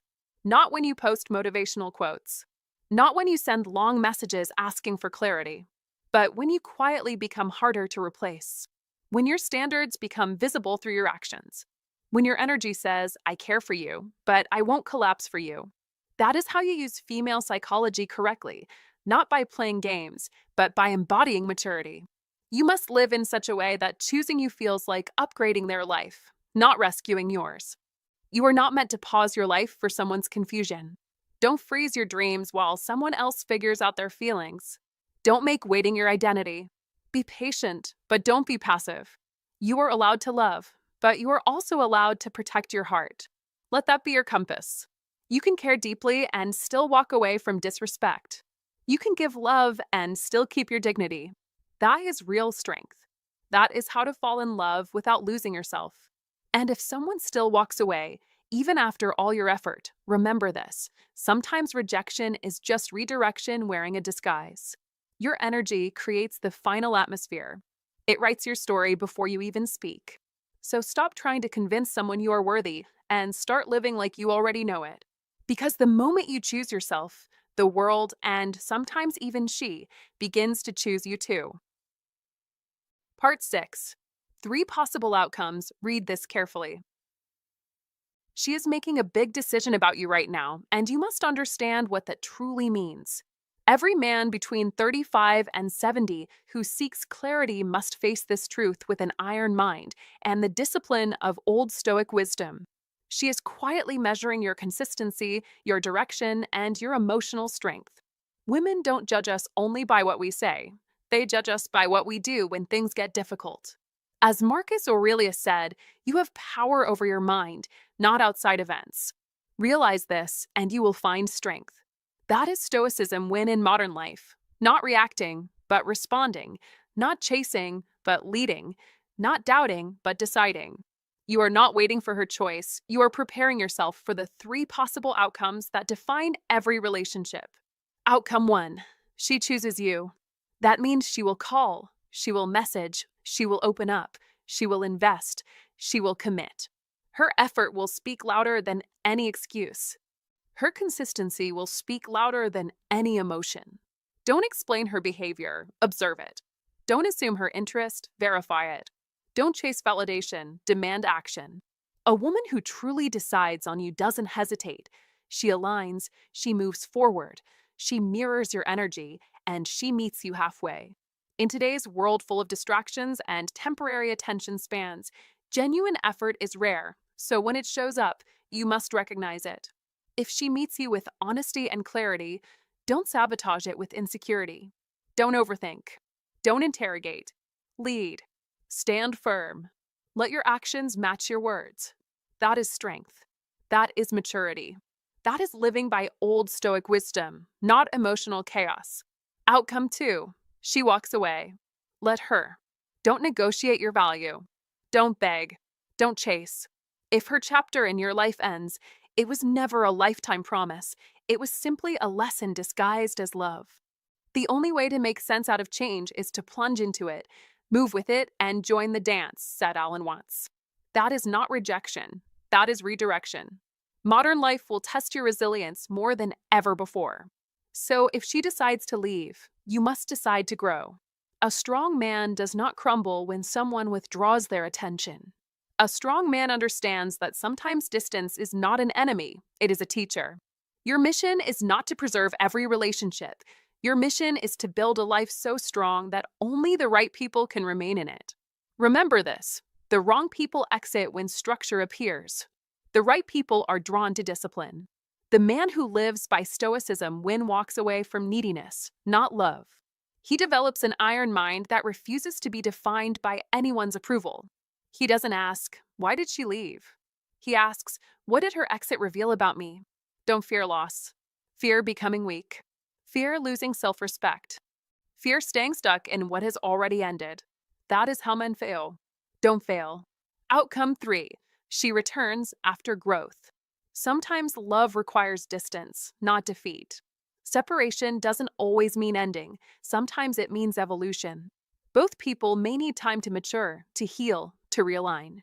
Let there be spaces in your togetherness, wrote Khalil Gibran. That is powerful. That is truth. Real love does not always bloom immediately. It sometimes requires darkness before dawn. So if she returns, do not rush. Do not praise her absence. Let her actions prove her transformation. Let her consistency verify her growth. If she comes back stronger, meet her with strength. If she comes back wiser, meet her with wisdom. If she comes back ready, meet her with leadership. But do not accept her return if you have remained the same. Your power lies in becoming better while she was gone. That is old Stoic wisdom in motion. That is the iron mind at work. That is how Stoicism becomes reality, not theory. Modern life makes people chase comfort, but Stoicism teaches us to embrace challenge. Don't fear time apart, use it. Don't fear silence, study it. Don't fear uncertainty, dominate it. If she returns, she must meet a stronger version of you, not the man she once knew. Men who master relationships master themselves first. Don't wait for her decision. Make yours today. Decide to stand tall. Decide to improve daily. Decide to respect your standards. The world respects men who respect themselves. So remember this final instruction. Your mission is not to be chosen. Your mission is to become a man worth choosing. Stand firm. Think clearly. Live decisively. And build the kind of life that attracts, not the kind that begs. That is power. That is leadership. That is victory. Now go forward and win with Stoicism. Live with an iron mind and let old Stoic wisdom guide your next move. If you found this valuable, make sure to like, comment below, and share with someone who could benefit from these insights. Don't forget to subscribe for more life-changing wisdom. Comment below to remind yourself, I am a man of strength, discipline, and unwavering value. Let this affirmation guide your path and stand firm in your decisions. Let's continue mastering life together. Part 7. Your role while they decide. When it comes to women making a decision about you, it's critical to understand your role in the process. You see, you don't need to chase, beg, or force anything. Don't waste your energy trying to compete or seeking validation from her. The truth is, real attraction isn't about convincing someone you're worthy. It's about being so grounded in your own worth that anyone, especially women, can see it. You need to focus on becoming the best version of yourself. That means cultivating your mind, finding peace in your life, establishing a clear sense of purpose, and developing strong habits that align with your goals. Take care of your health, push for continuous growth, and feed your spirit. These elements are what will keep you focused and strong, whether or not she chooses you in the end. The harsh reality is, women are naturally drawn to a high value man. This doesn't mean just having a flashy car or a powerful job title. No, being a high value man is about your inner game, how you carry yourself, the energy you radiate, and your confidence. Your masculine energy needs to shine through, not because you're forcing it, but because you're rooted in who you are. The moment you understand this, you realize you never have to chase someone's approval. You don't need to plead for her attention. When you operate from this level of confidence, you naturally start attracting women, not by trying to impress them, but by being the type of man they cannot ignore. She will make her decision based on what you project. Are you a man of value, purpose, and strength? If you are, you don't need to do anything to convince her. The choice will be hers to make. But here's the kicker. No matter what her decision is, your own decision must always be clear. You must always choose yourself first. You must never lose sight of your own goals, your own sense of direction, or your personal growth. Never allow your value to depend on someone else's choice. While she decides whether or not you're the one for her, you must focus on your life, your growth, and your journey. She may decide that you're not the one for her, and that's perfectly fine. Her decision does not diminish your worth or what you bring to the table. This shift in perspective is what separates a high-value man from the rest. A high-value man is always working on himself, not for her, but for himself. He's driven by purpose, and while he may care about a woman's decision, he doesn't base his happiness or sense of fulfillment on it. His masculine energy doesn't revolve around her approval. Instead, it's grounded in the confidence that he is a complete person, worthy of love and respect, whether from her or anyone else. You must recognize that your value doesn't come from her approval, but from the man you are becoming. Your decisions, habits, and actions align with your vision for your life, and that vision is bigger than any single relationship. So let her decide. But don't wait for her decision to define who you are. You are already a high-value man, and your path to attracting women is paved with self-respect, growth, and clarity of purpose. Every day, keep working on yourself, not just to impress her, but to be the best version of you that you can be. That's what will make you truly magnetic to women. It's your masculine energy, rooted in self-love and self-respect, that makes you irresistible. You don't need to try harder or be something you're not. Just be yourself, the best version of yourself. And remember, whether she chooses you or not, you will always choose you. That is the key to everything. Hey there, thank you so much for watching. Remember, the most important decision you will ever make is the one about yourself. Don't settle, don't dim your light, and never undervalue your worth just to fit in. You deserve love that lifts you up, respect that honors who you are, and loyalty that stands strong through it all. So, if someone chooses you, embrace it with gratitude. But if they walk away, let them go with grace. Life has a way of bringing people back into our lives at the right time, but always choose from a place of wisdom, not hurt. Love is about alignment, not possession. And if someone is truly meant for you, no fear, distance, or confusion will stand in the way. They will choose you, and they will choose you wholeheartedly. I hope this message resonates with you today. Remember, the best decision you can make is to honor your own value and trust that the right people will find their way to you. If you're curious about more insights into the mind and heart, don't forget to hit that subscribe button and ring the bell icon so you never miss a new psychology fact that could change the way you see the world. Take care and stay true to yourself. See you in the next video.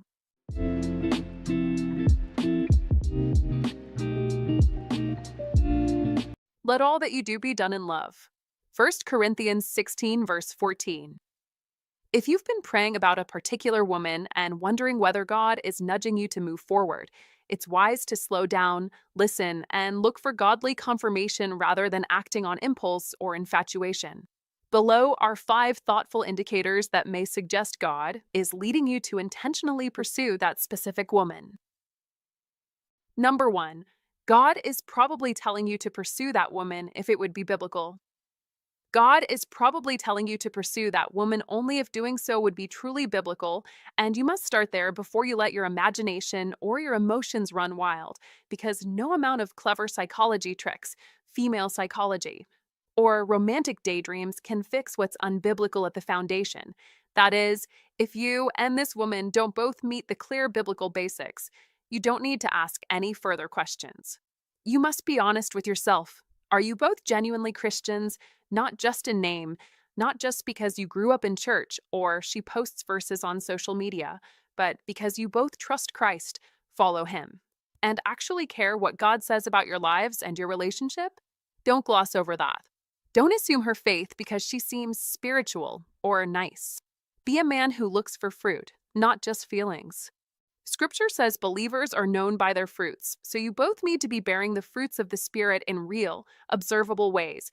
Love that is not manipulative, joy that isn't fake, peace that doesn't vanish every time there's conflict, patience when things don't go your way, kindness that isn't just flirting, goodness, faithfulness, gentleness, and self control.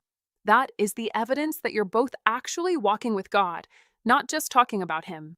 You must also examine whether you are truly able, by God's grace, to fulfill the biblical role of a husband, and whether she is willing and able to walk in the roles Scripture outlines for a wife. Don't just ask, "Do I like her?" Ask, "Can I lovingly lead, serve, protect, and provide for her the way Christ calls a husband to? Am I ready to be steady, sacrificial, and dependable, not just romantic when I feel like it?" And when you look at her, don't just ask, "Is she beautiful?" Ask, "Does she respect men of God? Is she teachable, kind, and willing to build a Christ-centered home? Does her life show humility, not just attitude and independence for its own sake?"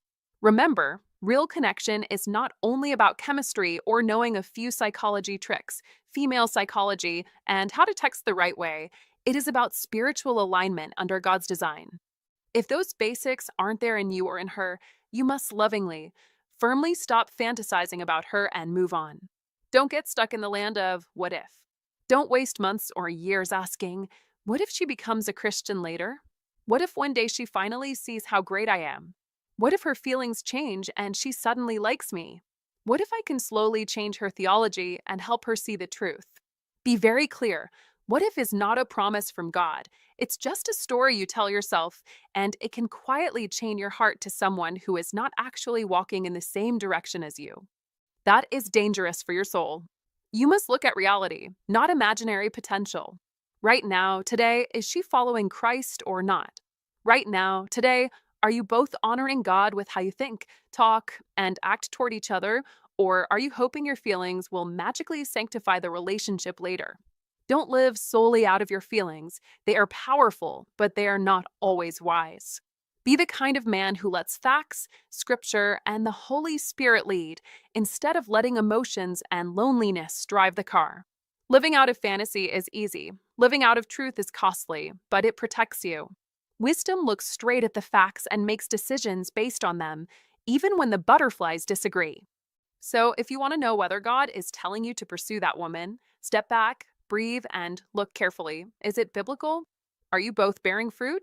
Are you ready to be the man God calls you to be? And is she ready to walk as a woman of God? If the honest answer is no, don't try to hack her heart with psychology tricks, female psychology, and emotional manipulation. Trust God enough to walk away and wait for the woman whose present reality, not just future potential, already matches what Scripture says. Number two, God is probably telling you to pursue that woman if there are no signs that He is telling you not to. Don't overcomplicate what God made simple. Don't twist yourself into knots, waiting for thunder from heaven when the only thing you need to look for right now is whether God is giving you a no. That is your starting point. That is your baseline. That is the doorway you must walk through before you even think about what's behind it. Because, yes, it's absolutely possible to meet all the biblical basics, like we talked about in point one, and still sense the Holy Spirit quietly, firmly, unmistakably saying, "Not this one." And you must be humble enough, disciplined enough, and spiritually mature enough to listen. Why might God say no? Maybe it's a flat out personality mismatch. not sinful, not dramatic, just wrong fit. Like trying to force two puzzle pieces together because you're tired of looking for the right one. Maybe God knows something you don't. Maybe he sees a future relationship that would be better for both of you, one that protects your calling, your peace, your purpose. Maybe he knows she'd be happier elsewhere, and so would you. Maybe the mismatch is in your mission. You're running north. She's called south. And God is not in the business of tying two people together who are meant to build different kingdoms in different directions. So be wise. Be honest. Be aware. When there is a clear no, don't sugarcoat it, don't ignore it, and don't spiritualize your way around it. A no is mercy, not rejection. But here's the mistake most men make. A lot of guys, especially good men who want to do things right, make the mistake of waiting for a bold, flashing neon yes before they do anything. They want confirmation before they've even taken a step. They want certainty before they've shown courage. They want guarantees before they've exercised faith. Don't do that. Don't paralyze yourself spiritually just because you're afraid emotionally. That is the trap that keeps many men single longer than they should be, confused longer than necessary, and frustrated more than God ever intended. Remember this. You don't need an angelic choir to tell you to ask a woman to grab coffee. Small decisions don't require miracles. You must understand the scale. There's a biblical principle at play here. The bigger the decision, the more confirmation you should expect from God. Marriage? Yes. You need clarity, wisdom, guidance, serious confirmation. That's a union that shapes the rest of your life and your legacy as a high-value man. That is the kind of decision where God's voice should feel like a lighthouse. But a beginning step of pursuit? A simple conversation? A casual coffee? A respectful expression of interest? You don't need lightning bolts for that. If you're looking for huge amounts of confirmation before you even say hello, you're probably never going to do it. And if you're trying to learn how to fall in love, you must understand this truth. Love rarely begins with certainty. It begins with courage. If it's biblical, you don't need a miracle to start. I'm not saying you shouldn't pray. I'm not saying you shouldn't listen. Don't abandon discernment. Don't disconnect from God. But be practical. Stop waiting for a supernatural yes when God is already giving you a natural opportunity. If what you want to do is biblical, honorable, and rooted in good motives, and you're not sensing a strong no, you are free to go for it. Be bold. Be intentional. Be the high-value man God is shaping you to be. Remember, God guides moving men better than standing ones. And sometimes, the only way to discover how to fall in love is to take a step, without demanding heaven write your name in the sky first. Number 3, God is probably telling you to pursue that woman if you really want to know how she feels about you. God is probably telling you to pursue that woman if you genuinely want to know how she feels about you, because clarity often comes only after action, not before it. Don't wait for certainty. Don't wait for guarantees. Don't wait for a sign written in the sky. That is not how God shapes a man. As Dwight D. Eisenhower said, the history of free men is never written by chance, but by choice, their choice. You must choose. You must move. You must step forward. Too many men get trapped in a prayer loop, asking the same question over and over because they want a risk-free outcome in a world built on courageous decisions. They want to know, does she like me? Will she say yes? Will this work out? But modern life doesn't reward hesitation, and God doesn't develop warriors through avoidance. He develops them through motion. Faith without works is dead, Scripture reminds us, because faith must express itself in action, bold, visible action. When God calls you to pursue, He is also calling you to grow.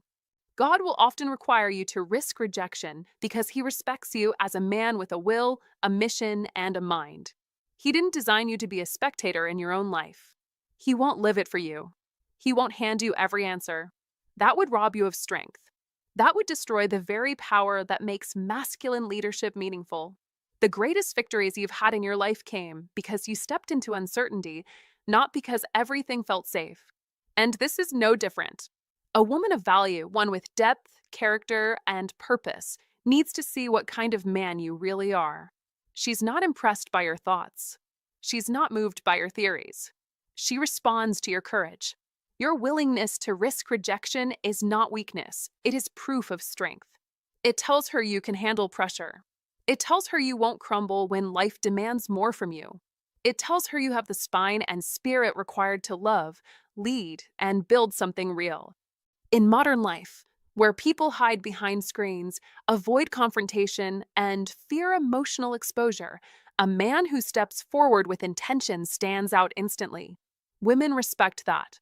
God uses that. And your future depends on that. Don't fear the no. Don't fear the silence. If she walks away, you won't fall apart. You're a man built for forward motion, and you must keep moving.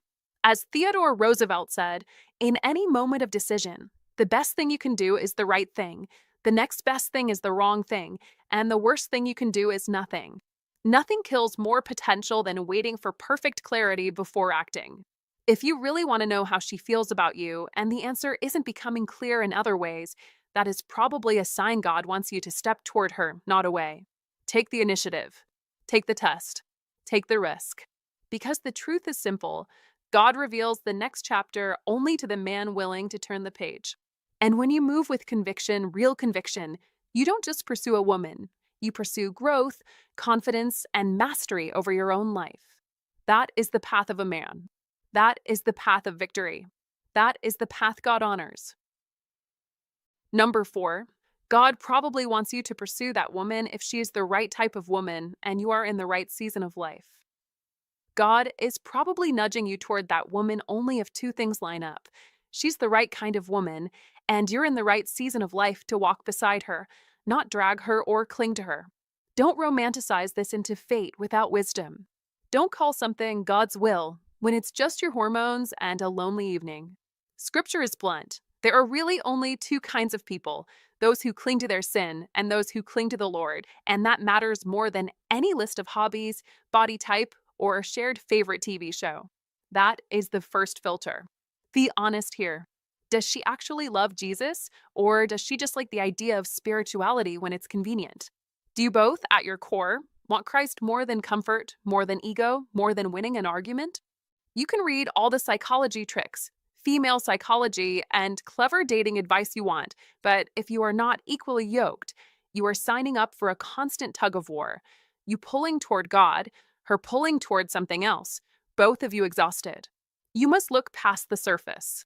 Be the man who pays attention to how she treats people who can't benefit her, how she responds to conviction, how she talks about truth when no one is watching. That is female psychology at its deepest level, not manipulation, but understanding the heart of a woman who either loves the Lord or loves her own way. But there is a second filter, and this one stings a bit. You can both be godly and still not be in the right season for a romantic relationship to grow in a healthy way. Don't confuse being a sincere Christian with being ready for marriage. You can love God and hate your sin and still lack the stability, self-control, or emotional maturity that a covenant actually requires. Marriage is not a reward for being a good guy, it is a calling that demands sacrifice, consistency, and the willingness to die to yourself daily. Be brutally honest about where you are. Are you able to provide not just financially, but spiritually and emotionally? Can you lead in prayer, own your mistakes, and stay when it's hard? Or are you still disappearing when things get uncomfortable, still flirting with temptation, still letting life happen to you instead of standing up like a man? Sometimes you will meet a godly, warm, genuinely beautiful woman inside and out, and everything in you will want to pursue her. But if you are not yet in a place where you can offer what she needs in a husband, the most loving thing you can do is step back. Don't play games. Don't flirt, feed her hope, and then vanish once the high wears off. Don't use your knowledge of psychology tricks, female psychology, to charm her and then walk away when commitment shows up at the door. That is not maturity. That is selfishness dressed up as romance. You must respect her time, her heart, and her future. If you know you are not ready to be a husband, don't act like one in the early stages just because it feels good to have her attention. Be the kind of man who would rather disappoint himself now than break her later. Ask God to grow you, to heal what is broken, to strengthen what is weak, so that when you do pursue a woman, you are offering something solid, not smoke and mirrors. Remember, for this to be a story God is truly writing, She must be the right kind of woman, one who loves the Lord more than she loves you, and you must be in the right season of life, able and willing to love her with patience, faithfulness, and courage. Use every bit of insight you gain, even from psychology tricks, female psychology, not to manipulate her, but to serve her better, understand her deeper, and honor the God who brought you together in the first place. Number 5. God probably wants you to pursue that woman if you want to pursue that woman.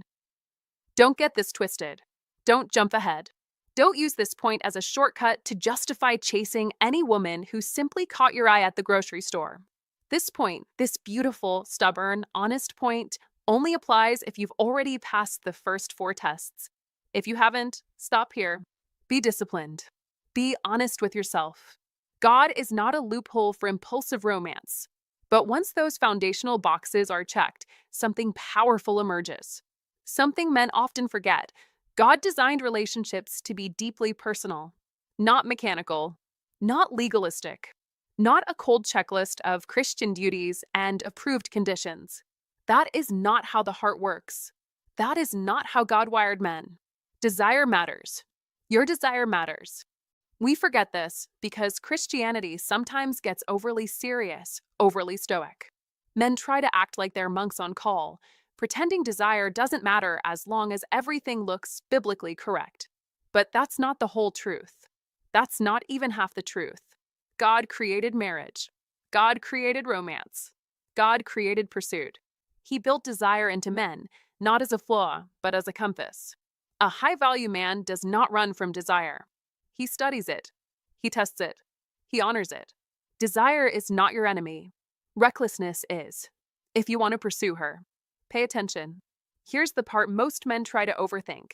If you genuinely want to pursue that woman, if your interest is steady, sincere, and not fueled by loneliness or fantasy, that is often God whispering to your spirit, go for it. Because that's how He designed the process. Not sterile, not robotic, not detached. God did not hand Adam a clipboard and say, list Eve's qualities before I approve this partnership. He gave Adam desire. He gave Adam joy. He gave Adam that spark that says, this one is for you. In modern terms, that's the beginning of understanding how to fall in love in a healthy, God-centered way.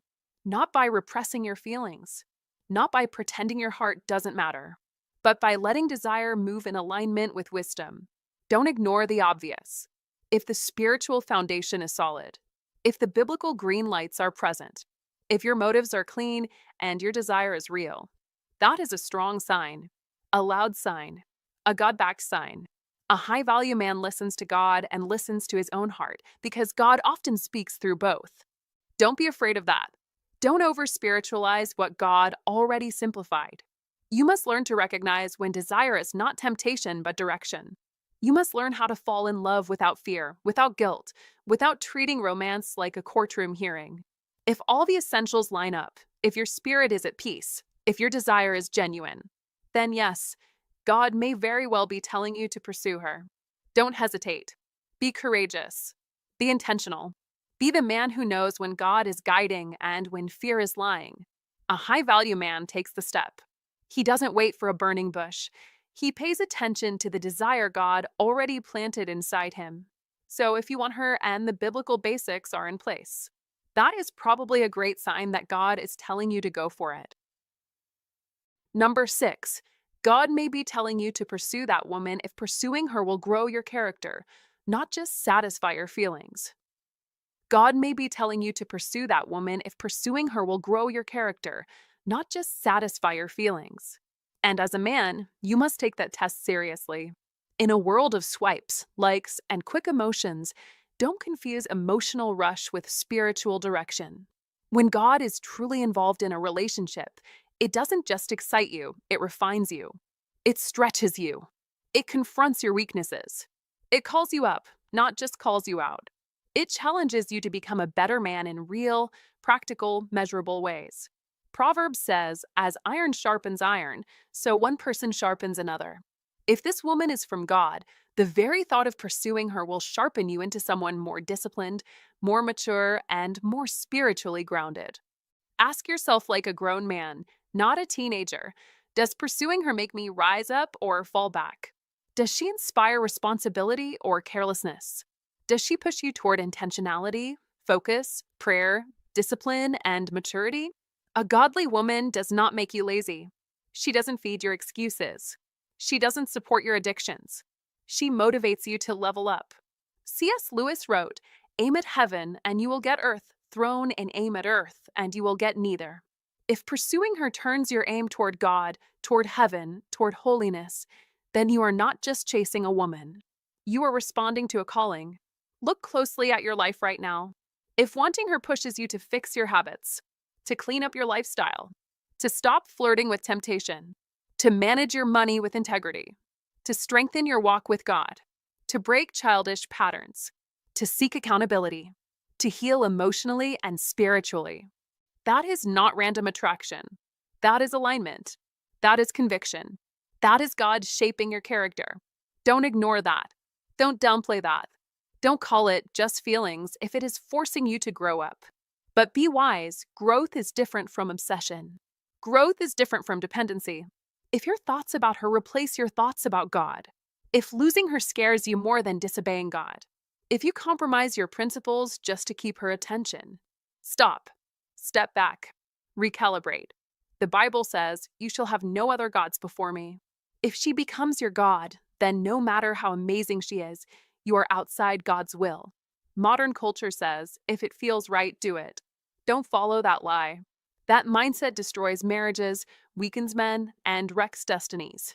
Your standard cannot be, does it feel good? Your standard must be, does it make me better? Stronger? More disciplined? More Christ-like? Relationships shaped by God do not always feel easy, but they always call you higher. They make you patient, not reactive. Self-controlled, not reckless. Generous, not selfish. Honest, not sneaky. In a culture where many men drift, numb themselves, and run from responsibility, you must be different. Ask yourself, is this pursuit making me a stronger man? Is it pushing me to confront my flaws? Is it pulling me toward my calling? Heraclitus said, "Character is destiny." And he was right. Your future as a husband, father, and leader will not be built on excitement, but on character. Don't pursue her because you're lonely. Don't pursue her because you're bored. Don't pursue her because other men have someone and you don't. Pursue her only if God is using this desire to shape you into a man capable of loving, protecting, providing, and leading with humility and strength. Don't make her your life. Let God use the idea of her to push you toward life. Let's be clear, God doesn't just send the right woman. He prepares the right man. That is the pattern. That is the process. That is the path to blessing. So if you want to know whether God is telling you to pursue that woman, look at what that desire is producing inside you. If it is making you wiser, calmer, stronger, more responsible, more Christ-focused, more serious about your calling, then lean in. Pray boldly. Move forward with courage. Don't drag your feet. Don't play games. Don't waste time. Step up. Grow up. Show up as the kind of man God can trust with a good woman. Number 7, God may be telling you to pursue that woman if she brings you genuine peace, not confusion. God may be telling you to pursue that woman if being around her gives you genuine peace, not mental noise, not spiritual confusion, not that constant knot in your stomach that never quite goes away. Don't romanticize chaos and call it chemistry. Don't confuse drama with destiny. A relationship that is in step with God will not constantly stir fear, suspicion, and emotional turbulence. Instead, it quietly ushers in clarity, stability, and a deep inner calm, even when you don't know where the story is going yet. Even in those early, what are we exactly, moments. Peace is not the absence of butterflies or nerves. Peace is the presence of alignment. That is the difference. Be honest with yourself. When you think about her, do you feel grounded, or do you feel like your mind is running a marathon at 2 a.m.? When her name pops up on your phone, do you feel relief or dread? Do you feel hopeful in a steady way? Not high today and crashing tomorrow, but a quiet, this feels right in your spirit? You must pay attention to that inner tone, because sometimes God speaks louder through what he calms in you than through what he gives to you. All the psychology tricks, Female psychology books and dating advice in the world can't counterfeit the kind of peace that comes from a relationship God is breathing on. Yes, you can study psychology tricks, female psychology, and learn her communication style, her attachment patterns, her personality type. But underneath all of that, ask yourself, do I feel like I have to chase, impress, and perform just to keep her interested? Or can I show up as the man I truly am and still feel accepted, respected, and at ease? Don't ignore it if every thought of pursuing her feels like a tug of war inside your chest, with one part of you leaning in and another part screaming, this will end badly. That inner wrestling can be God's caution light, not Satan trying to block your blessing. Confusion complicates, peace clarifies. Confusion says, I don't know what's going on, but I'm going to push forward anyway. Peace says, I may not know the future, but I know this step doesn't violate my values, my boundaries, or my walk with God. Be wise enough to separate peace from infatuation. Infatuation is loud, urgent, obsessive. It keeps you checking your phone every 30 seconds and makes you ignore red flags because you're addicted to the high. Peace is gentle, steady, and sober. It lets you see her clearly, flaws and all, and still feel at rest about moving forward. That is what you look for. Not fantasy. Not a movie script. Real internal steadiness. You must also watch what happens to your spiritual life when she comes into the picture. If you suddenly stop praying, stop seeking God, and start obsessing over her every move, that's not God's green light. That's your emotions hijacking the wheel and maybe a few misused psychology tricks. Female psychology ideas flattering your ego instead of feeding your spirit. But if her presence nudges you toward God, if the thought of building with her inspires you to be more disciplined, more honest, more prayerful, pay attention. Real peace doesn't make you lazy. It makes you more intentional. Don't overlook how your body reacts either. Your shoulders relax. Your breathing slows. You don't feel like you're auditioning. You're not bracing for the next blow up or guessing which version of her you'll get today. There is emotional consistency. There is respect in the way she speaks to you, even in disagreement. There is kindness in the way you speak to her, even when you're frustrated. That is what peace looks like in real time. God is not the author of confusion, and He doesn't need you to stay in constant emotional chaos to prove your loyalty or faith. Sometimes the peace itself is the sign. Sometimes the most spiritual thing you can do is admit that your soul is quieter, your mind is clearer, and your heart is more secure when you imagine a future with her, and that this peace, wrapped in wisdom and aligned with God's word, might be His gentle way of saying, son, pursue her. Number 8, God may be telling you to pursue that woman if trusted. Godly people affirm the direction, not just your emotions. Don't walk into love like you're walking into a dark room with no lights on. Don't trust your excitement alone. Be wiser than that. A high-value man doesn't make life-changing decisions based only on adrenaline, chemistry, or the butterflies that show up like uninvited guests at a family barbecue. He listens. He discerns. He checks his blind spots. He remembers that learning how to fall in love is not the same as learning how to love well. God rarely limits His guidance to your feelings. That is the truth. Yes, He speaks to your heart, but He also speaks through people who love you enough to tell you when you're glowing or when you're slipping. You must ask yourself, who are your wise counselors? A mentor who's lived enough life to smell trouble before it arrives? A pastor who knows your strengths and weaknesses better than you admit? A married couple who has survived storms together and can spot the forecast in your relationship before you notice the clouds? Or maybe a godly friend, one who doesn't flatter you, doesn't compete with you, and doesn't sugarcoat anything? These people see what you don't. They see who you are when the emotional fog clears. They see who she is when your romantic optimism tries to airbrush reality. If the people who genuinely walk with God, the ones who know your character and care about your future, say things like, she's a solid woman. You two seem aligned. You bring out the best in each other. I see God's hand on this. Don't dismiss that. Don't shrug it off. Be attentive. That's not coincidence. That is confirmation. That is God using the voices of steady, trusted people to echo what He has already whispered to your spirit. And the opposite is just as important. If those same voices, your mentor, your pastor, that honest married couple, That loyal friend, hesitate. If they look uneasy, if they gently say, I don't know, something feels off, pay attention. Don't argue with them. Don't defend something you haven't even fully understood yet. A high value man doesn't ignore red flags simply because he hopes they'll turn green. He listens. He evaluates. He prays. He chooses wisely. Remember this: you're not meant to navigate relationships alone. Don't try to be an island. Don't pretend you're invincible. Love, real love, mature love needs community. Even learning how to fall in love requires the guidance of those who've walked the road before you. God designed community as a protective boundary, a living safety net, a compass when your heart gets disoriented, especially when you're making decisions that can shape the entire course of your life, your peace, your home, your legacy. So, if pursuing her has the quiet approval of spiritually grounded people, if the voices you trust nod rather than wince, if the community God placed around you feels a sense of alignment, peace, and blessing, then don't second guess it. Don't overthink it. Don't talk yourself out of something God may be guiding you toward. Sometimes God speaks through thunder, sometimes through whisper, but very often, He speaks through them, the wise ones in your life who help you see clearly when your heart is too close to the fire. And when their confirmation aligns with your prayer, your peace, and your purpose, that is God saying, go, pursue her. Number 9. God may be telling you to pursue that woman if the door is actually open, not forced.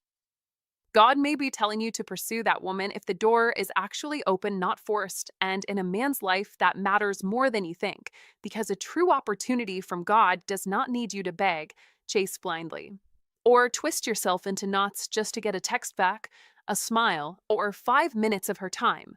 Real doors open. They don't have to be kicked down, and in a world of unread messages, ghosting, and endless distractions, that is one of the clearest ways you can discern whether God is telling you to pursue that woman. Watch the door, watch the flow, watch the response. Maybe she answers your calls without you waiting for days. Maybe she responds with warmth instead of cold politeness. Maybe conversations feel natural, not like an interview where you're trying to impress a judge. Maybe your schedules line up in a way you didn't force. Your paths cross again and again without you stalking her feeds or rearranging your life around a fantasy. God's leading still requires effort, but it does not require desperation. Pursue, yes. Push, no. Initiate, yes. Control, no. Lead, yes. Manipulate, no. You must get this straight in your mind as a man, because when every step forward feels like you're wrestling the universe forcing plans, begging for attention, explaining away her disinterest, you are not walking in faith, you are trying to play God. Don't do that. Don't call obsession faith. Don't call confusion a sign. As Alexander Graham Bell famously said, when one door closes, another opens. But most men stare so long at the closed door, they don't see the open one right in front of them. In modern life, that closed door can look like being ignored, constantly rescheduled on, treated as a backup option, or only contacted when she's bored. Stop trying to pry that door open. That is not you being loyal. That is you refusing to accept reality. When God is telling you to pursue that woman, there will be a sense of alignment. Her interest, your timing, your values, and your direction in life will not be perfect, but they will be compatible, and you will feel called to step up, not beg. Scripture says, "He who finds a wife finds a good thing and obtains favor from the Lord," and that favor often looks like a door that is open enough for a courageous, respectful man to walk through. So walk. Don't stalk. Don't hover, don't test her, don't guilt her walk like a man with purpose, clarity, and boundaries. You must also remember that a woman's yes must be genuine, not coerced. If you are constantly persuading, arguing, or trying to talk her into liking you, you're not following God's will, you're trying to override hers. In this season of your life, whether you're 35, 45, or 65, let's be honest, you don't have time to waste forcing what God did not bless. You've been through enough. You've learned enough. Use that wisdom. Let's stop calling chaos chemistry and start recognizing peace as a sign of God's presence. God is not the author of confusion, but of peace. And if all you feel is anxiety, jealousy, and insecurity around her, that is not God telling you to pursue that woman. That is your ego refusing to let go. On the other hand, when God is telling you to pursue that woman, you will still feel nervous, still feel challenged, but underneath it, there will be strength, peace, and clarity. You will feel invited to grow, to be more disciplined, more honest, more intentional. In practical terms, that means you send the message and she responds. You ask to call and she makes time. You suggest a date and she shows up. It's mutual. It's respectful. It's adult. You must see that as a man's green light. So here is your instruction. Pursue where the door is open. Step back where the door is closed. And trust that God is big enough to reopen any door that is truly meant for you. Don't chase what runs from you. Don't ignore what stands in front of you. Stand tall, act with honor, listen to God, and let the right open door lead you into a relationship where you don't just survive, you win, you grow, and you master this part of your life like the man you were created to be. If you found value in this message, go ahead and hit that like button, share this video with someone who needs it, and don't forget to subscribe so you never miss content like this. And hey, if you want to give feedback or talk more about what we covered today, feel free to drop your thoughts in the comments. I'm always open to hearing your perspective and seeing how this resonated with you. Until next time, stay grounded, stay intentional, and remember, when God guides your steps, you can move forward with confidence.